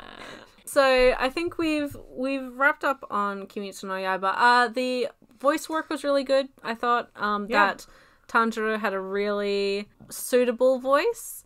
If you, it's the same seiyuu as Hinata from Haikyuu. Obviously a lot of the voices sounded familiar, but I mean that's all of the Japanese seiyuu at this point for me. I don't know who that is, but that's similar. And then I'll finally get around to it, be like, oh, that's Miyuki Sawashiro. That's why I know that name. For manga fans, you will enjoy this series. There are a couple things here and there, like the CG. It's not overwhelming. There's it's a tiny nitpick. There's 4 CG scenes, or 3. There's in the whole 5 hours. episodes that we saw. It's nothing. It's not like a whole scene is in CG. Or it's not a deal breaker, definitely. It's just like 2, 3, 4 seconds of CG and that's it. And I'm looking forward to the rest of it. I don't know how long this season is going to be. I think it will be sort of an adaptation like how My Hero Academia, Haikyuu, a lot of the Shonen Jump stuff is doing now, where you make 12 or 24 episodes, have a break, let the manga catch up, or I guess continue not and catch then... up. Jeez, that's what the anime has to do. Manga comes first. And then give it a second season rather than an ongoing series like One Piece or Naruto. Let's have a filler episode. Although My Hero Academia did have that in season 3. That was the thing. Let's stop a fight. We'll talk about that in another podcast. We'll talk about it when we get to season 4, because that's coming out this year. So we should do My opinions on My Hero Academia are very controversial. We saw that film in cinema too. Yeah, that was a great film. Loved it. It was very generic. Anyway, from one really, really wonderful film experience from ufotable, we're going to talk about the other film from ufotable we saw that night, which is the second in the trilogy of Heaven's Feel movie. It's my movie. favorite Fate, series thing. Favorite of all time. Loved it. The sarcasm is thick. So, in preface to this, we have both seen the prior ufotable Fate series. We've seen Fate Zero. We've seen Unlimited Blade Works. I have not seen Fate Stay Night from Dean. Yeah. And she hasn't seen the Unlimited Blade Works film from Dean either. Oh no, I haven't seen that. I haven't seen anything from Dean because I refuse to watch that. I have seen both of those. And we have also both seen, obviously, the first film in this trilogy, to which didn't really have a positive opinion of. I didn't have a negative or a positive. She was quite bored, I think. Yeah, I was like, this is the same as the show we just watched. This is just the show in a movie version. And G said, oh yeah, it's different. It's a different storyline. It's not exactly the same. And I went, yeah, no, it's exactly the same. This is boring. Why am I here? It wasn't actually the same. It was too similar. But I think that's because it is the start of the arc, so you have a whole bunch of, it's a visual novel, so you start at the same point and you just have. I realize you do have to do that, but oh god, it was just boring for me, honestly. Yeah. The thing is, I'm not invested in Fate, and I'm not a big fan of Fate. I know a ton of people are. Yeah. Very much, lots of saber waifu. It's not my favorite. Yeah, and I would say the same. I really loved Fate Zero. I really, really liked that. That was really cool. I like Fate Zero, and the rest of it is just What about Unlimited Blade Works? How did you feel about that? Was that show that just happened? The one that came out before Heaven's Feel. Yeah, it has, Rin and what's his face? Yeah. That was because I hadn't ever seen it before. Mm-hmm. It was a new storyline, so I was like, oh, this is kind of enjoyable. Still don't like it as much as Fate Zero, but, I like it. It's cool. But then that's his name. Yeah. When they... I don't know. You're real invested too, aren't you? Well, that's what I was saying. I'm not a huge Fate fan either. You like it more than I do. But the thing is, I like Fate Zero. I liked that first series I saw with Emiya, introducing Emiya and Rin, and you know, all of the newer characters, not like the parents' generation. Yeah. I liked that. Not as much as Fate Zero, because I really liked that. But when it repeated, when it starts going through all the different timelines, I start to get bored because I've already seen it. And I just... It kind of feels like a waste of my time because it's already hard enough to get me to watch things. Mm-hmm. So why would I... Yeah, let's get you to watch something. Yeah. Oh, yeah, that's great. Yeah, but you're rewatching something. Why? Can we just skip to the new parts? I think also with Fate, because like you, I'm not really a huge fan of it. And I don't remember a lot of the other stuff. Yeah. So it feels like the same. I'm not because I remember some things and I don't remember other things, so it feels like exactly the same. Yeah. Sorry, go on. But I also am not super invested. As I said, I have seen more anime versions of it. And you do notice more of the changes, where I just don't, because I'm just not invested. and really, like, I don't remember too much about, like, I recognize characters and Gilgamesh, my boy, but... Oh my god, I love him. And I really enjoyed, like, Fate Zero, I liked, but I think I liked that mostly because of, like, the Rider waiver stuff. I really liked that. I didn't really care so much about the rest of the lore. I liked Saber. I liked her. Yeah. The thing is, I was put off by Saber from the 2006 I know, Dean version. You have trauma. Yeah, I do. And I really, like, she's fine as a character. I actually really like Saber, but it's probably because I haven't seen the Dean version. But I really like her. She's cool. I like Rin a lot. I think she's not my waifu. No. I like Saber more than Rin, honestly. Oh, we gotta... Ooh. Oh. I don't give it, like, I don't care about the fandom, so it doesn't matter. Yeah. Overall, I think, like, I understand why Fate is really popular. Like, I understand why people love the series, love the visual novel. Because then you can go into... If you really love it, you can invest all your time in, like, oh, this is different, and this impacts this in this timeline. And I can get why it can be super interesting. But I just don't remember anything, and I'm not invested, so it's just not interesting for me. That's the thing. Fate Stay Night in particular, because Fate Zero isn't the same in this respect. Yeah, it's different. You can't really disconnect it from the visual novel aspect. Like, because as we've said, Fate Stay Night started as a visual novel. It has 3 very distinct storylines. Is there only 3? Yes. I thought there was like 200. No. Oh my god. I thought there was so many different sabers. So what's with all the figures? No, those are spin-offs. This is the actual visual novel. Okay, so I was right. No, because Type Moon, there's like a huge Type Moon universe. Type Moon? A la Clamp, because that's who does the visual, that's the creator. Oh. And so it crosses over with a bunch of stuff. So that's why there is like a bunch of different sabers, because they're popular. in a different. I didn't know it was Clamp. It's not Clamp, but it's the same type of thing where they have. Oh, okay. Like, I heard 30, it was the same. It was Clamp. They have 30 million things that exist within parallel universes. Okay, I get it. So the Fate Stay Night visual novel has the Fate route, which is for Saber. It was more like Higurashi. Like, it's kind of like Higurashi. In the second season or whatever. It is. It's like Higurashi, where it's the main plot. Except that was actually interesting. Anyway, let me finish. No.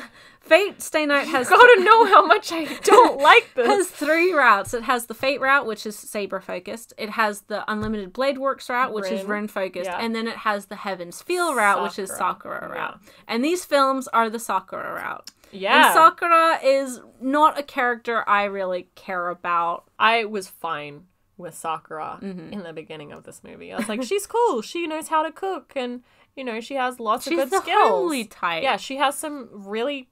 I said terrible so many times. She has very bad trauma, and a lot of stuff happens to her that is not great. Yeah. Still, she, you know, makes dinner for everyone, cleans, and goes to school. That's more than I do. I mean, she's good.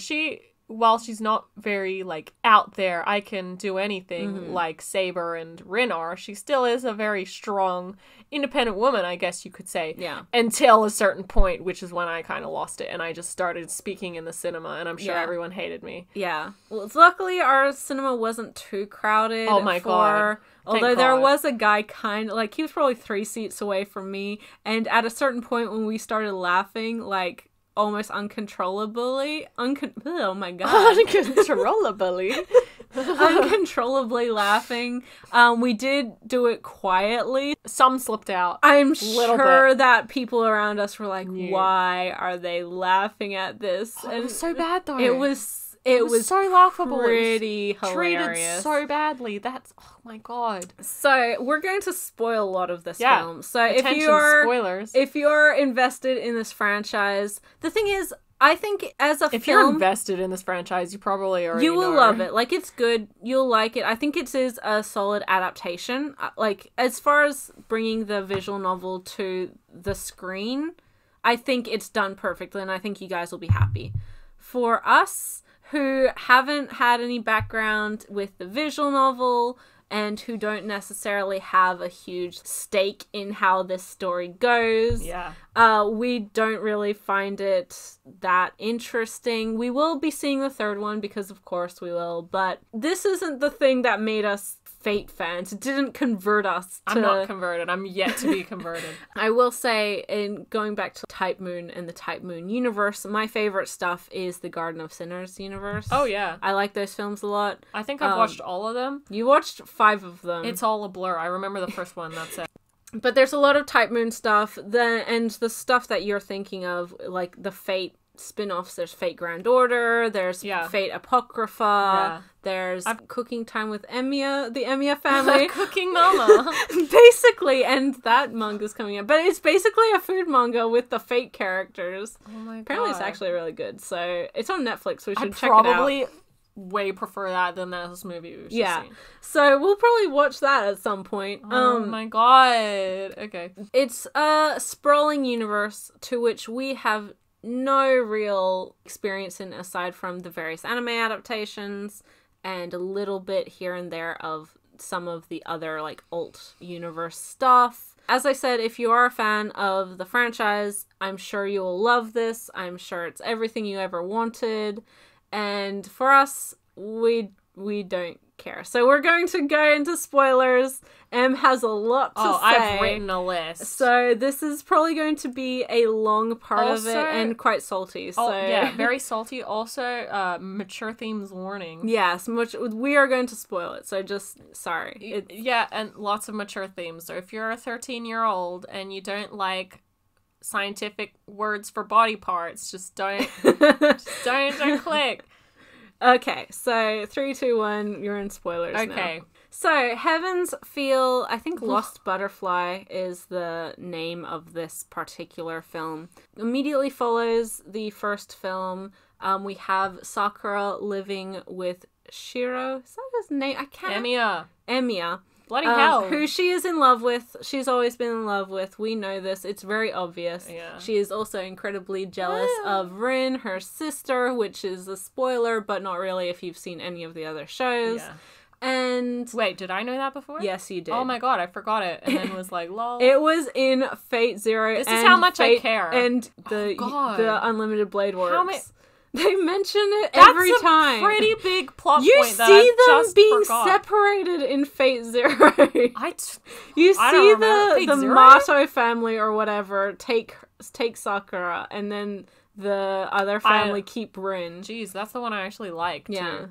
Quite a few of the servants are already dead. We still have Archer still around. Yeah. And we have Ryder, I think that. Yeah, Ryder. Berserker is also around, so Ilya is in this film. Yeah.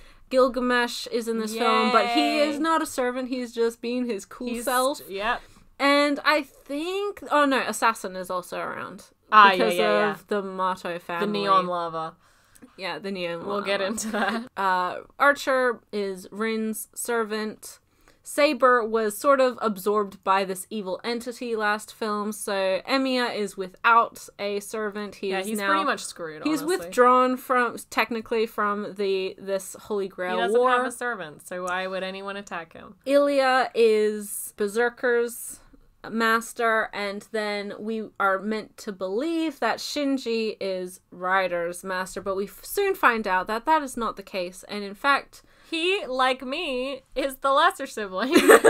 And, except I'm nothing like Shinji. Please don't think I'm Shinji. Yeah. Shinji sucks. Shinji's terrible. And I hate him. Yeah. Even from, like, day one, back when I watched the 2006 He's just anime. a little, They always have, through the series, they've always tried to play up, like, he was friends with Emiya, but I never saw that aspect of it. No. He's always just been a dick. I'm like, I don't know why anyone Well, you're would hang dicks with people in primary school, because there's no one there. And then once you get to high school, you're still friends with dicks, but then you're not friends with the dicks you were in primary school, because you're like, oh my god, they're a dick.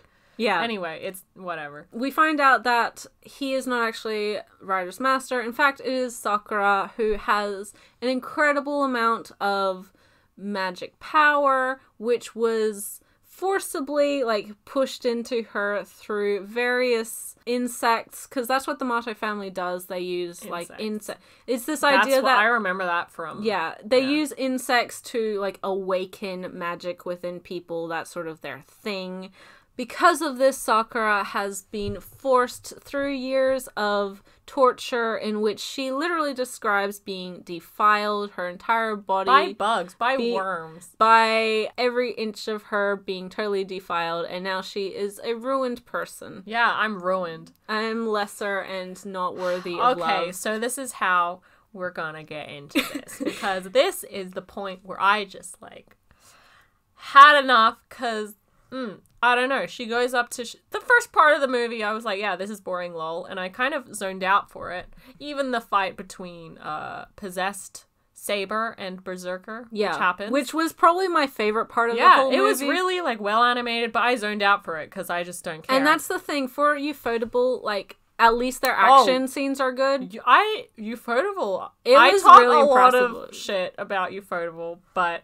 Their action is impressive. Their animation is impressive. I like their animation.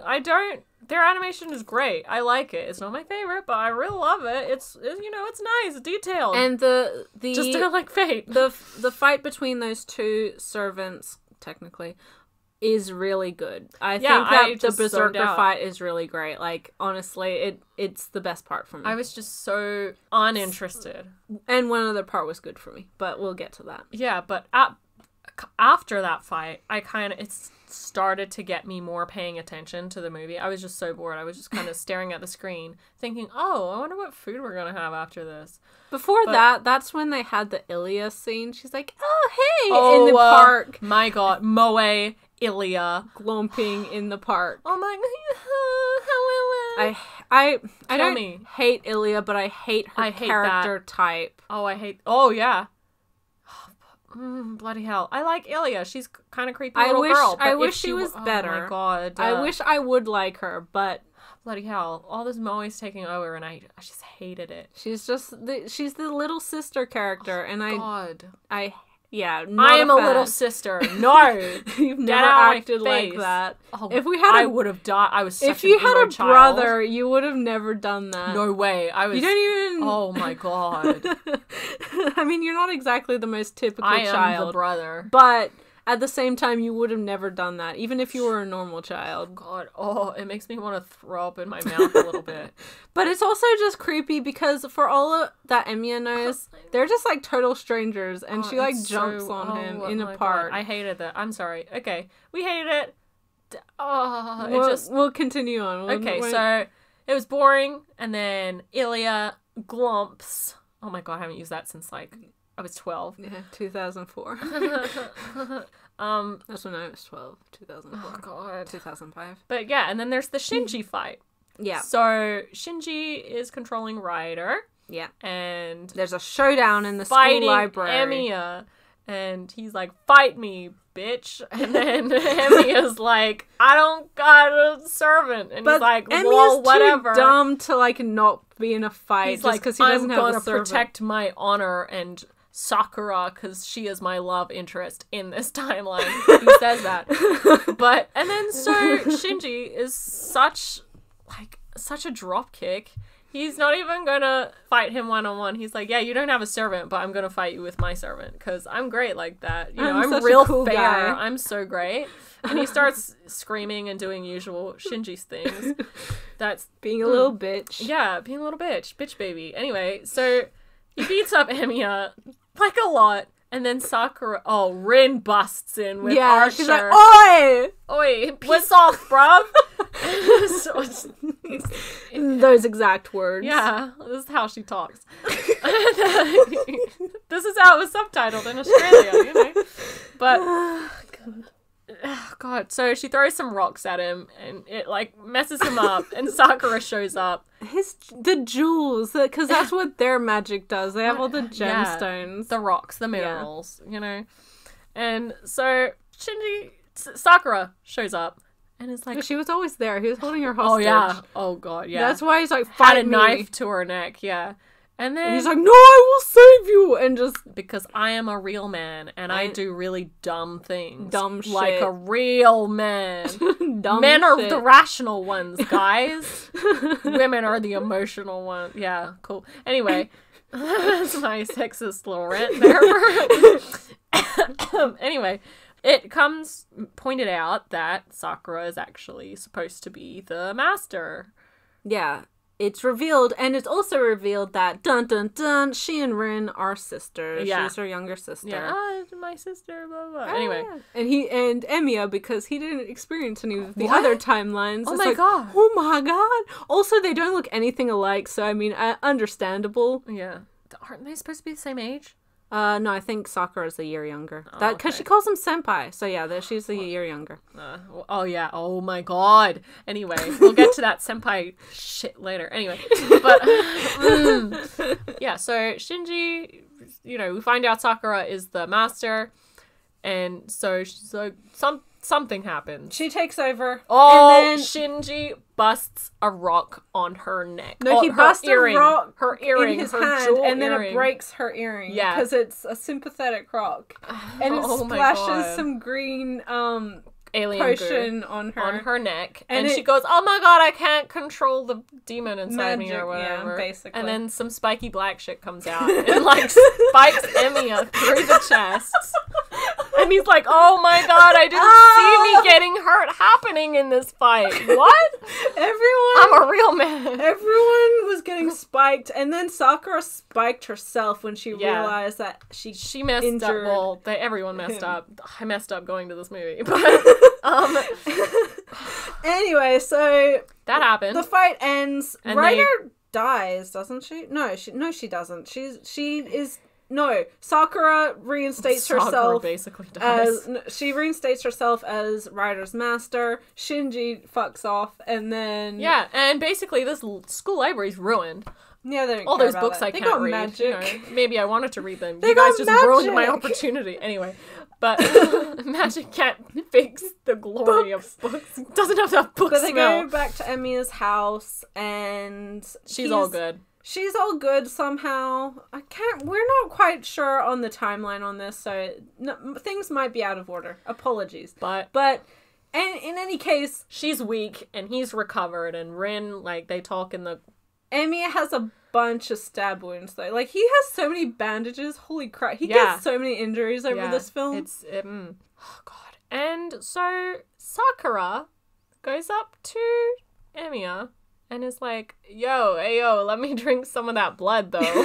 And I'm like, wait, is this the vampire? Is this the vampire timeline? Okay, because that's the thing. And I was going to mention this before when we were talking about Fate in general, and why I don't think we, in particular, are that invested, is that it never really can shake off the fact that it's a visual novel, and that it's a dating sim. Just look at Fate Zero's character designs versus this movie's character designs. Look at Ryder. Oh yeah, pink hair, yeah. But metal sunglasses, yeah. What? And Fate in general, like the Fate Stay Night universes or timelines, all focus obviously on like the romantic element between our main character Emiya and then one of the girls, whether it be Saber or Rin or Sakura in this timeline. And so, because of the time frame when that visual novel came out, it was sort of a necessity for those sort of like dating sims to also be eroge. So there's like the sexual element to it, and all of the dating sim isn't gonna be bought if it's not, if it doesn't have the sexy scenes. if it don't, yeah. And all of the anime have had those scenes, although in like a symbolic way. And this one, Oh my god. doesn't. This is very Very in your forward about it. face. Very... But because it is a visual novel and it has to like give a reason to why certain like sexual things happen throughout the course, is that it has this idea. So shoehorned in. It has this idea of like magical power transfer through physical contact and, you know, exchanging of energies and all of this. It's so, just it's just a load of wank, honestly. Yeah. I just literally. Oh. No. You said it. Freudian slip there. So with this film, because Sakura has like such an overwhelming, out of control amount of magic power, she is now horny all the freaking time. Oh yeah, it's because the magic worms. Yeah. That's the reasoning, and that's why she got so hot immediately. Okay, so she drinks Shiro's blood, which is great, and his arm is jacked, man. His arm... No, the arm hasn't happened yet. He's dying, sorry. He's got a massive stomach wound, right? He's got a massive stomach wound. And he's got bandages everywhere. And she says, "Can I drink your blood?" And he goes, "Yeah, sure, let me just make another wound on my fingertip." Yeah, which, by the way, hurts like hell because you have tons of nerves in your fingertips. So he just cuts that out, bites it with his mouth. Who does that? Only in anime. And she, oh my god, this close up sucking of the finger, tongue, weird pink blushy spit, lots of very viscous, really spit. Turned on. Yeah, drinking his fingertip, sucking on his fingertip, and I just reeled back in my chair and was like, and I looked, we looked at each other and we're like, okay. See, the thing is, I was expecting sex in this movie because I did know about the infamous scene that comes later. Sex is fine. It was just weird. But this though. was a little bit like, oh man. And okay, sex scene, fine, whatever. I don't I honestly don't care about like if there's sex in media. I'm not a super prude or anything, but this was just like uncomfortable to watch. Yeah, I literally said embarrassed for everyone else. Oh my god, I looked over and said, "Why'd you take me to see this hentai? What the hell is this? This softcore what?" Shuri leaves.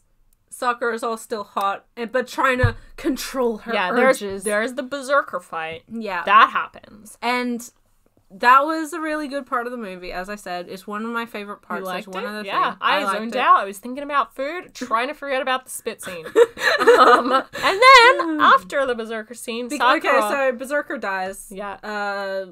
Evil saber. Skim over that. I'm not talking. I don't give a shit if care. he died. I'm gonna talk about this thing that Sakura brought up, which I was like, okay, a little bit of weird sexual stuff, but I'm fine with that. Whatever. It's only a little bit.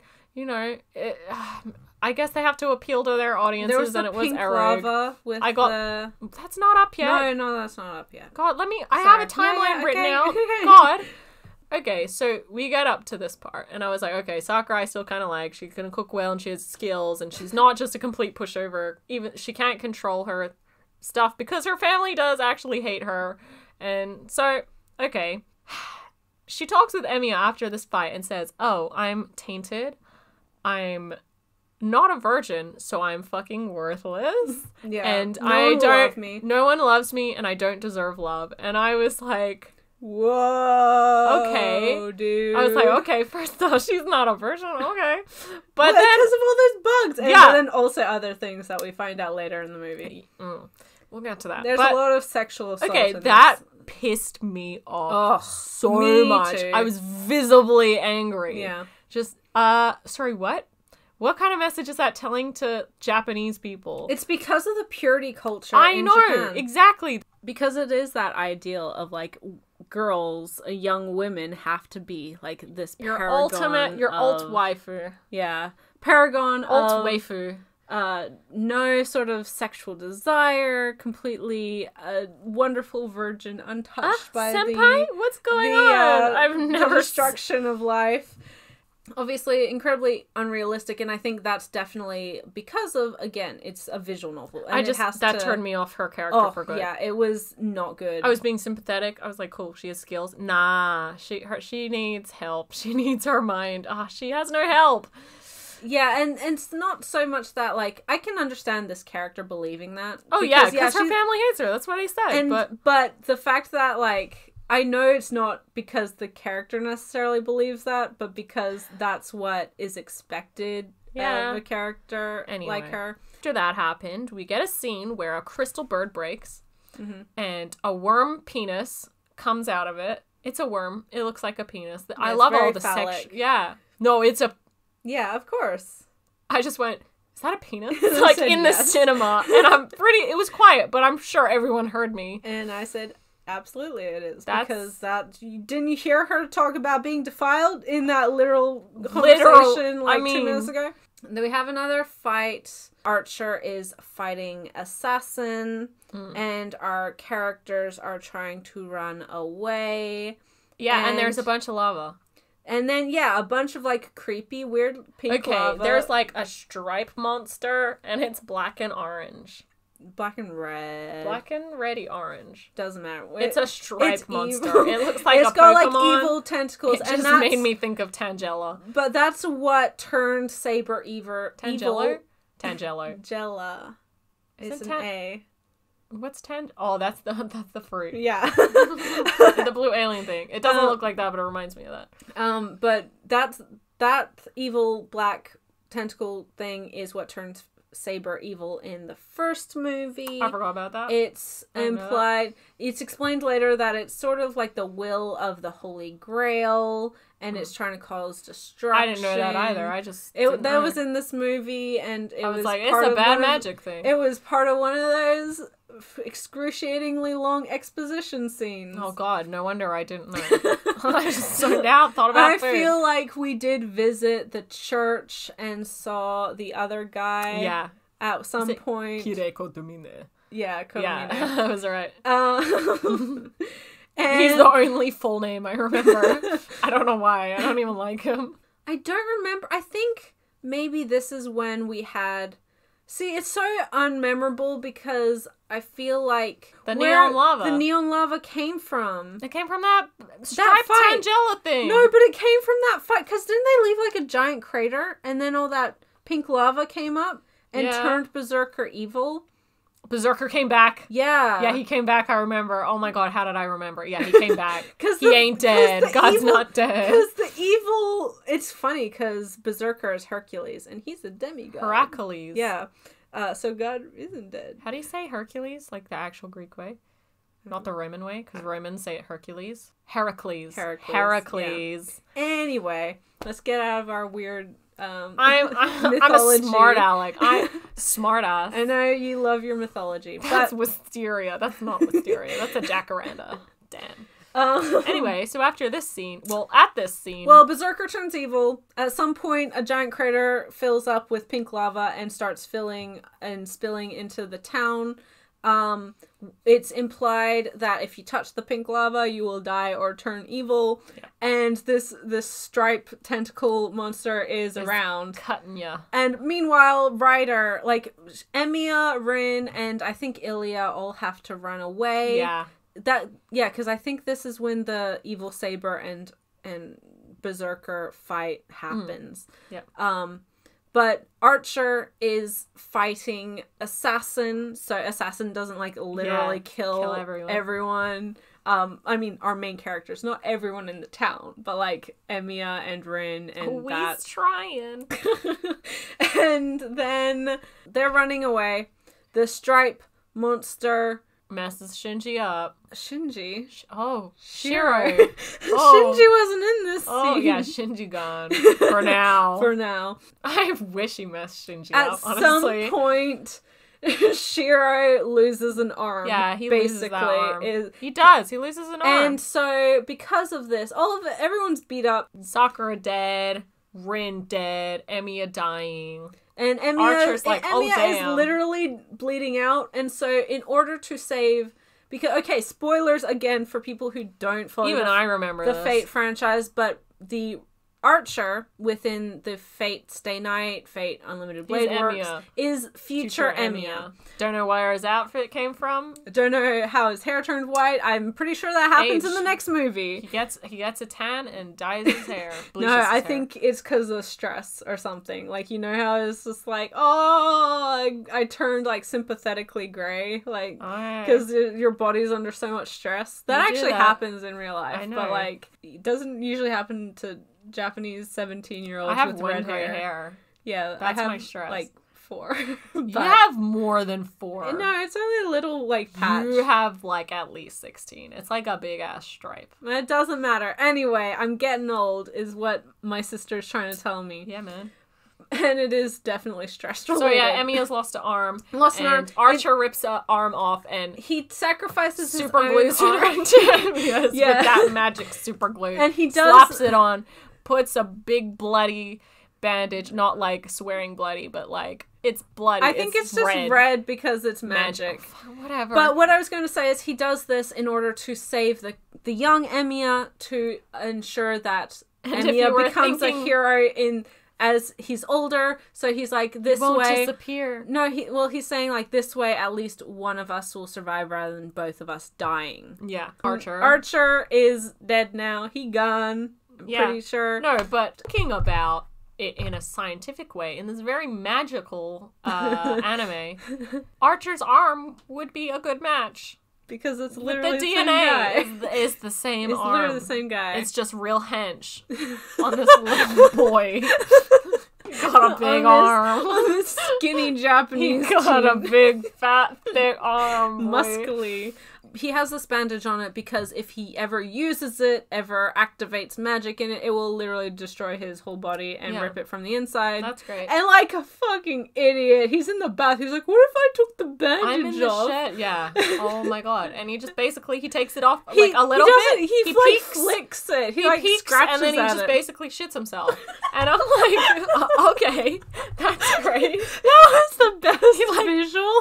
Like, because he's like, does. body. He like goes into Convulsive. He goes into free fall, and then his body hits the floor, and it's like a splash. So it just he shits himself. There we go. It's like at this point, he basically shits himself in his room. But he's going to school because they go to school. It's just like normal. He's like leaving to talk to this armband to Kirei or whatever. Kirei Kotomine. Yes. And while she's gone, because she's staying at home, so her family doesn't know where she shiny is. Kotobukiya. So he can't. So her family can't get to her. Yeah. And whilst he's out of the house, she freaking goes to town on herself. Yeah, no, yeah. She is so hot. She's got her hands between her legs, and she's got her hand on her titty. So yeah, that's what happens, and she becomes all blushy. Meanwhile, I'm sure Ryder was like watching that whole time, which is also creepy to think about. Is Ryder a voyeur? Is that some weird thing? I don't think she has a choice. I think she's just always stuck. Imagine if that was your job, watching people. Oh, like in that. Some people would be up to it. I know, voyeurs. Anyway, their relationship basically sort of starts getting more physical, and then it comes to a head where she strips down and is like... Yeah, okay, going back to what I said. Shiro's like, oh, you want more blood? Shiro? Yeah, Emiya. I was like, did I say Shinji again? Oh my god. But she strips down while he's got his back turned, ready to bite his finger off, I guess, again. Even though he's got a whole arm that's missing. Anyway. But and also still stab wounds. Oh my god. This boy is probably got a scab he could pick and it would be fine. But no, I just gotta make another wound. Anyway, so she takes off her clothes and is in her underwear and then hugs him from behind, and he's like, oh my god, she's hugging me. I love this familial love that we have. And then he's like, my god, maybe my love for her is more real. Than and then he turns around and she's wearing like sexy undies. Underwear, lingerie. Well, kind of. She's wearing like generic frilly anime underwear. Yeah. That they think and girls wear on the day to day. Yeah, lol. And he good luck with that. He's got So he gets she all was blushy. preparing for this, so maybe she prepared in advance.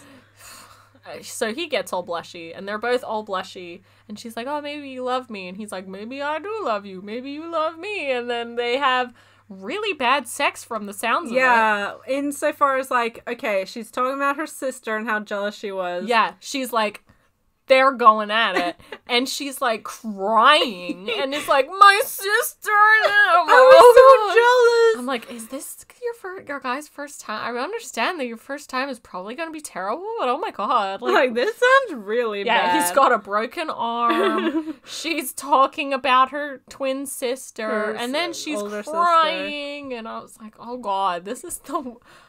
And also calling him senpai the whole time. Oh my god, senpai. Yeah, this was the scene that I knew about because obviously everybody and their cat was talking about the fact that, oh, you see nudity and there's like actual sex. Yeah. And people were like, oh, is it gonna be like her chest uncensored? Like, are you gonna be able to see her nipples on the Blu-ray? Like, compared to the that's what I'm looking forward to. I'm version. gonna buy the Blu-ray of this movie. Well, because every time there's a nipple in anime, everybody just hyped up about it because in the Sword Art Online movie, I know that they like censored the nipple, and then when the Blu-ray came out, because Asuna's like in the bathtub, and then oh my god, and guys, then in the Blu-ray they actually show her with her boobs out, which is fine. Like, God, why are you so invested in like boobs that aren't even real? Like, they're just, I don't know, it seems really weird. So that I did know about the sex scene going into this. I wasn't aware that like so much of this movie was focused around the sex part of it and like the lead up to it. Yeah. Then after that, there starts to be, and you sort of get this hint that there's something not quite right with Sakura. She starts going all staticky. And after they had sex, like straight away, he sees in her shadow on the paper sliding door that it's like she glitches out. And I don't know if he sees it then, but we see it as an audience. Well, and then I see it. And I'm pretty sure he sees it then. But you see, like, so after they have sex the first time, they seem to continue to have sex over the next couple of days. So over time, Emiya becomes like more and more aware that, yeah, she's sort of glitching out and there's something majorly wrong with his girlfriend. But he doesn't want to acknowledge it because he knows that she's most likely linked to like all the bad shit that's happening in the city. And so we also hear people are being attacked. They found like a bunch of bodies in a park, and then it cuts to like this fantasy dream sequence where Sakura is with a whole bunch of like fuzzy animals, and I thought it was pretty obvious what was going on. I didn't. She's singing this dumb song. This is dumb. She's singing this dumb song, and she's like playing around with all these toy like animals. And then she starts squatting them on the nose and blah, blah, blah. And hard cut. Squatting them on well, like... Squishing them. Flicking them. And then some of them are running away. And she's doing her magic. And she's able to hit I thought them. That was messed up. I didn't put two and two together because I just didn't care. But I was like, this is messed up. Yeah. I was still like, you're killing them. Girl, what? Anyway, hard cut. And she is eating someone. She's cannibalizing someone. Yeah, you see a finger on the floor, and I'm like, what? Blood everywhere. Is that it's Mia's fairly finger? obvious that she's the one going out at night attacking people and murdering them. Because that's been on the news. We didn't mention it, but it's been a recurring thing that people are showing up dead. You kind of think it's that weird striped Pokemon monster that you think is the Holy Grail. At least I did, but... So she's in an alley, and she's, like, eating this bunch of people, massacre, blood everywhere, she's all covered in it, and in comes my best boy Gilgamesh. He's like, oh my god, you're already this far along. Stop this. Stop it. Get some help. Me and McDonald's, me, Mike Jordan, me and McDonald's. Nah, though, and he realizes that she's not even alive anymore. She's just basically the shell of a husk of who she was, and so they fight. Unfortunately, Gilgamesh does die. He loses. I know, what the hell? It was like the worst part of the film best for me. Character. I was going to say that the reveal, the hard cut from the stupid fuzzy animal stuff to like this really dark, her That was pretty cannibalizing cool. people was my other second favorite I part of actually this. like that. The Gilgamesh, like the whole scene with Gil and all of that was really good. Anyway, she goes home. That's the only part of the movie I like. She's in the front foyer, like she's at the door, covered in blood. Emiya is like, "Oh my god, what happened?" And Rin's like, "I'll get the first aid kit." And then he turns around and he can see out of the corner of his eye, like the glitching of her shadow. Yeah. And he's saying to himself, "Don't acknowledge it. Like, don't look. Don't acknowledge it. I don't want to know. Nope, I'm not doing this. I can't think about what this means, basically." Which is kind of understandable. Like, That's also kind of like shitty. at the same time, we're supposed to believe that he loves her, and so he's like, Don't believe that. well, but that's I what know, the series but is. So you can understand like why he doesn't want to believe The that his fact that girlfriend he's like, is. I don't want to look at that. murderer. Acknowledge that. She kind of realizes. Well, I think they go to the church. And yeah, whatever. Oh my god. I don't fucking care. What a fake fan. Yeah, exactly. Me, hardcore fake fan. Oh, her You're a body, fake fan. her I'm a body, fake like fan. her outside of her body is fine. All of her muscles are just torn to shreds. She probably died ages ago. That was messed up because I was like, muscles torn to shreds? It just made me feel weird. It Made me feel weak, honestly. I'm like, oh my god, my muscle! I have no muscles!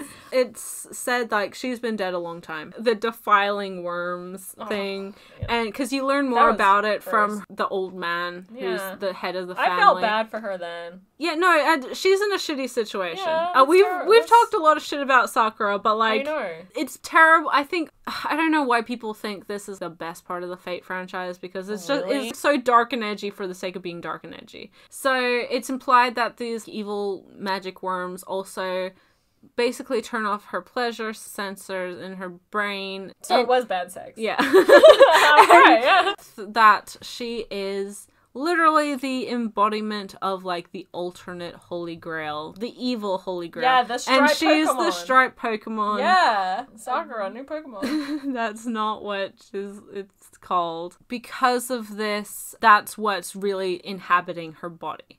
So Sakura doesn't exist anymore, or at least not. And it's questioned as to whether she ever really existed because this like her family abuse and all of the magic stuff has been happening since childhood. Yeah. So it's questionable like how much of Sakura does Emiya even really know. Earlier on in the film, because Rin also has feelings for Emiya, we know this because obviously she has her own whole route, and she talks about like the first time she saw him and he was trying to make it over a high jump and she found his perseverance like really weird because she would never have for herself she'd never like do something that she couldn't get right the first time. Basically you juxtapose this to Sakura who's listening in outside. She's outside and she's saying like, don't take that memory away from me, because that's when she, I guess, fell in love or like discovered Emiya as well. And for her, Emiya has always been the one piece of normal in her life. Yeah. Which, again, I don't think a lot of these themes about, like, abuse and all of that is handled badly. I do think that there's a lot that can be well done, and I do think that they do try to do it as well as they can, but there's just so much. The thing I can't get around is, well, they put this character, this female character, through all of this stuff. Just to be saved by a guy. Yeah, well, no, not even that, but they just... No, I wasn't even thinking that route. I mean, yeah. But they just, it's a person, and they put her through all of this terrible things. Yeah. Because they wanted to. Yeah. And I, like... See, it's I feel bad for the character, because the author's like, yeah, I'll just do all this... I'll just abuse you to rape hell. Things, and, you know. Yeah. I mean, it's treated well, but it's kind of... I feel bad for the character. Yeah. Like, imagine if you were writing... love interest or something in your story, a person who's supposed to be very likable, and you actually really like yourself because you're their creator and you created them and you want them to be likable and you like them, and then you're just like, yeah, but they're going to be raped senseless and they're going to have no muscles, and it's just a little bit messed up. Yeah, because the thing is, okay, like, for me, sexual assault and rape is an important thing for media to handle and to cover. Yeah. Like, I don't think it should be omitted. I know, but it's messed up that they made her go through that stuff and then have her believe that it's her fault. I know, like, a lot of people that is, but that's the thing as well, is that it really is the motivation of all of that is to give motivation to our main character to, like, save her. I know. Down the line. And that's the problem. That's also the problem I have with Berserk, because that's that sort of thing, like Casca being defiled and destroyed, as it were, is motivation for Guts to, like, be a cool guy. Sakura was never gonna stand up for herself, and she was always going to be saved by Emiya. That's just her character. She's not a Rin, or she's not a saver. Well, we don't know. We haven't seen the last movie, so... Oh, well, from what we've seen... Anyway, I just... the implications. I'm just like, damn, this poor character. She started off as, like, a sweet girl, who I didn't really care for, but, you know, she's sweet, quiet, looks after everyone, basically. Oh, she had a bad thing happen to her. But then also this bad thing, and this bad thing, and this bad thing. And I'm like, oh my god, how many bad things? Her whole life is crap. And I think... Turn it down, maybe. Jesus. That's exactly, like, what I mean. It's just so many dark themes, so much terrible stuff. And yes, a lot of people do go through a lot of terrible things, but not nearly to the overt level of what is in this series or in this film. I think that's affected us as well, because we're not necessarily that invested in Sakura's character. We're definitely not invested in Emiya's character. Yeah, no. He's a wet blanket, honestly. This movie, as we said, there's a lot of very heavy subjects. At the end, Sakura, just also, by the way, goes home, is then attacked physically by Shinji, who attempts to rape her. Talks about how, now she belongs to Emiya, and should... Oh my god, I hated that. Should he tell him about all the times he raped her and how long he's been doing it? Oh my god. And, you know, all of the, like, just the most... Shinji is a dick, and I was like, don't do this. But also, Sakura, quote, I belong to Senpai! No you don't. You belong to yourself. Even if you get married, you still belong to yourself.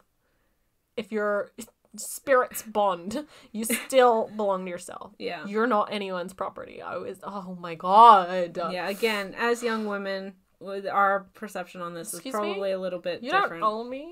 Yeah. You don't own me. He attacks her. She finally is like, stands up for herself and literally kills Shinji. Yeah, that was my other good part of the movie. I liked. Thank God. And then she immediately feels guilty, because she does...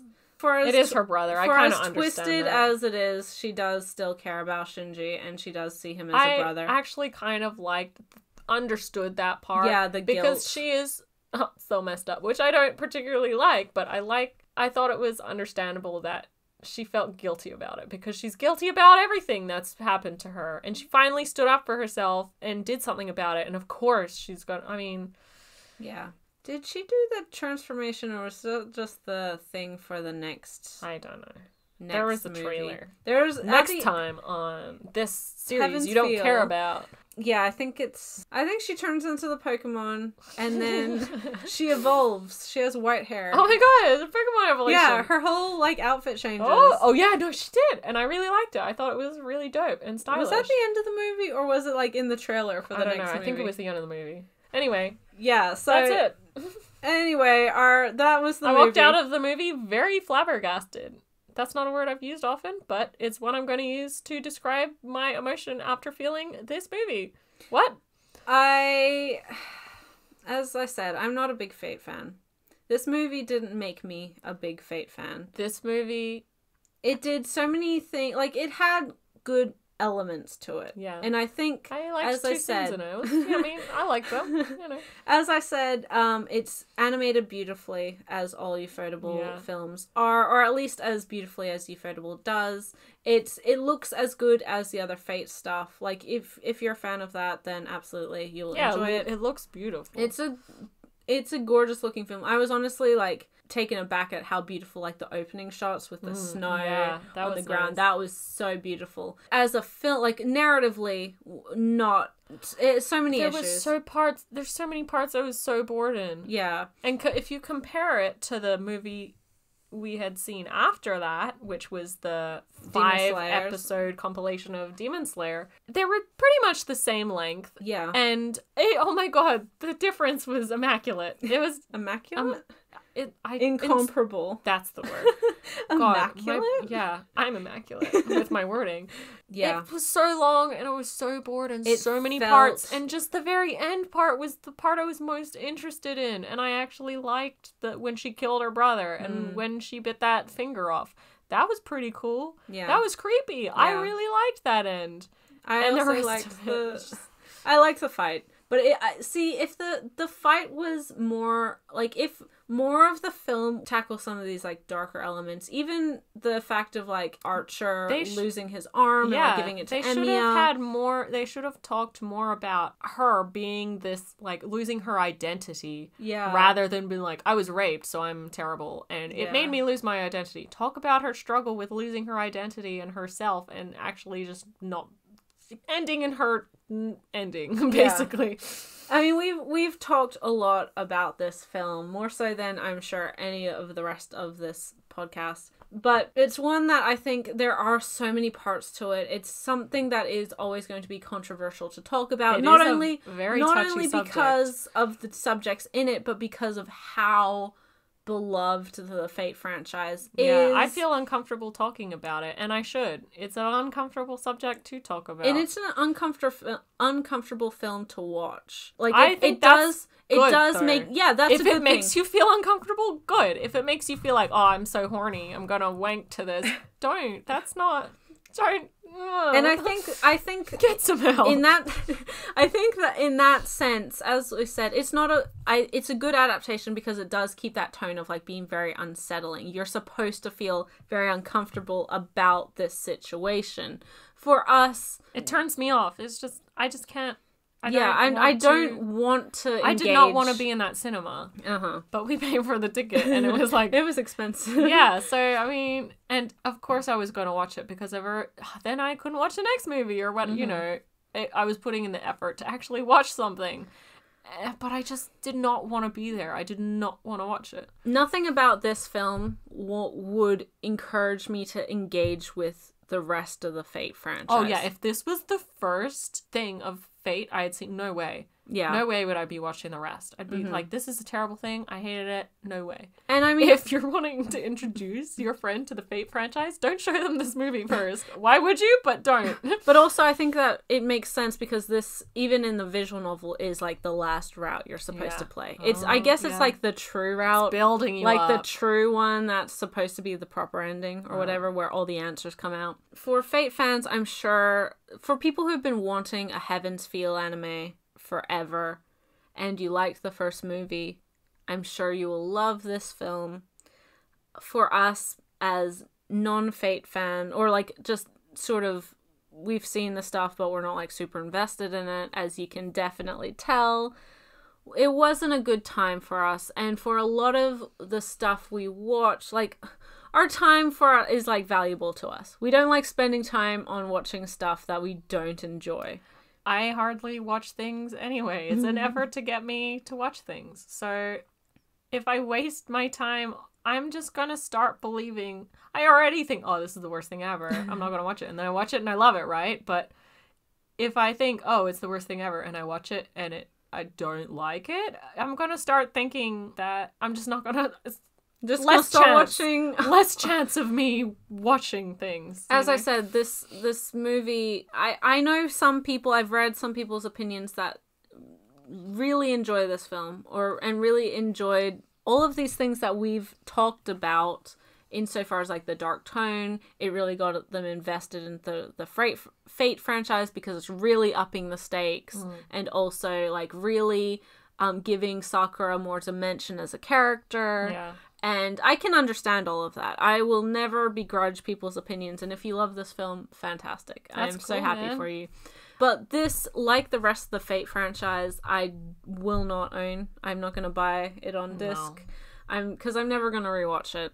When the third film comes out, as we've said, we will see it in cinema. We'll watch it. Because these films do come out in cinema here, thankfully for us. And they do sometimes go on streaming as well. So I wouldn't but that takes a long time for those to get out, and I don't know if the third one will come. It's always nice to go to the movies and see an anime film too.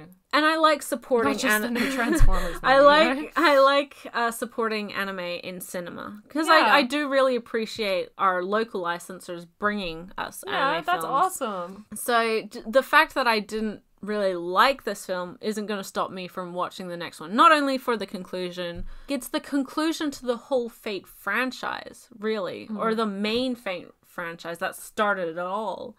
The visual novel was what started Fate. Yeah. It's what started the saber craze. It's what started everything. And the visual novel itself is hugely influential. It basically started so many, not just functions of visual novels, but like what can be told, like what sort of stories you can tell, and also different character types, and just all of these things that I'm sure in visual novels now seem very tropey or like very well established. But this is the series that introduced them. Yeah. So Fate has had a huge impact on not just anime and Japan's culture in general, visual novels as the medium, and I get that.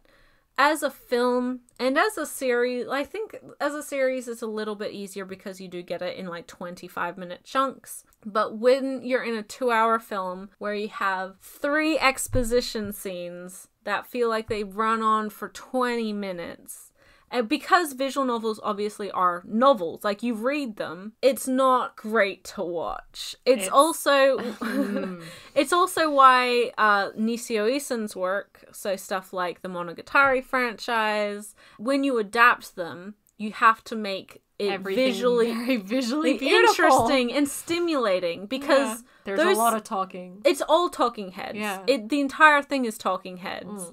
Which is why those Monogatari, the Bakemonogatari franchise, is so popular, because not only are the books popular, but Shaft are able to make it engaging to watch whilst you're, reading this book as a show.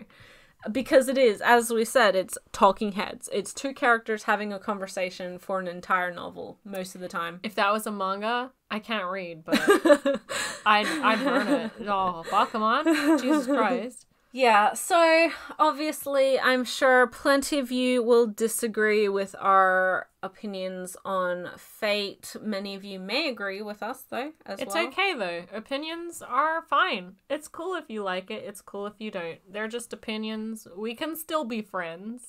I think with this first episode, we talked a lot about a lot of different series. And a lot of different genres of series. Yeah. And a lot of different types of series. And I think we made it fairly clear of what we enjoy to watch and what we don't enjoy to watch.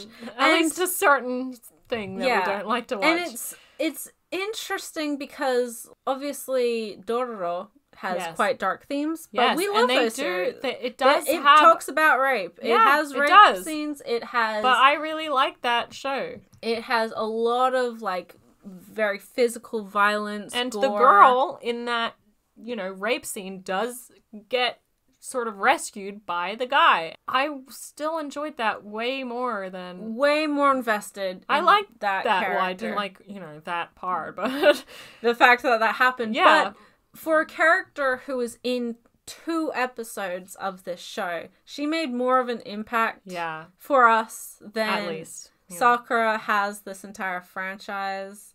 As we've said, I hope that this podcast was fairly interesting to you guys. I hope you guys enjoyed us talking. And, I mean, we do apologize if we offended you. Made you very uncomfortable or offended you, because some of the things we have talked about, especially at the end of this podcast, very, very sensitive sort of subjects. Neither of us are experts. Keep that in mind. As we've said, personal opinions, and you are free to enjoy Fate as much as you want. Yeah, it's cool. And again, totally disagree with us if you wish. If you enjoyed this podcast, I would love to hear your guys' thoughts in the comments. We really appreciate it. Let me know and let Em know if you enjoyed her inclusion on the channel. Why would you though?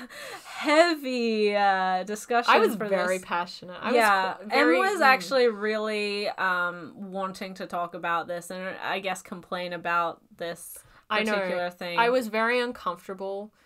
I didn't want to talk about it because there might be some backlash about, because it is a sensitive topic, but I also felt like I did want to talk about it because it's just it offended me. Yeah. Like, I did not like this, and I want to tell people that I didn't like this because my opinion is important to me. So if you guys did enjoy it, either leave a comment or message me on my Twitter. I will link that in the description as always. Em doesn't have any social media, or at least no social media that she's willing to give out. She doesn't have a Twitter, so she tells guys just at me in G's Twitter. Just be like, for the lesser sibling. Dear M. At the lesser sibling. Dear M, we hate you. Go away. What do you mean? What do you mean you hate fate? I mean, what? How dare you? If you can't read, how could you read the subtitles? Oh no, a flaw in our logic. I'm ready to admit any logic agree flaws. to any I'm ready. lies. Yeah, I'm ready to agree with any lies. But if you are wanting to either hear more from Em in some of these podcasts, she may also Probs not appear in a wild video or two. Not a pickups video, she doesn't have really any interest in that. I'd say you probably would be more likely to pop up in something more so like a collection video or just like a general video rather than... If you say so. You don't have to be on camera. I am the collection. My divine collection. Let us know. I know this podcast has gone on way, way long, but you guys know me. And Em is not that much different. I know her too. I know she goes on way too long as well, so... You go on all long too, as well, so when you get passionate about something, so don't you start. Yeah, but it's a lot of, like, backpedaling, like, no, I didn't mean it, I'm sorry. I apologize. Please don't hit me, I want to be friends. I have one friend, and that's me, and... My one friend is me. I mean... You gotta love yourself first, man. But thank you guys so much for listening. As for the next podcast, I make no promises to when that'll be out, but hopefully in the near future, perhaps a month from now, we'll see. As I said, thank you, Em, for coming on to this little bit of a experiment of a video. And thank you for allowing me out of my cage. You know I don't have the keys to the cage. Who let me in? I don't know. That? What? So how did I get here? So, yes, we'll catch you in the next one of these videos. I'll catch you guys in the next one. Flip. On the next one of my videos. And yeah, bye till then. See ya.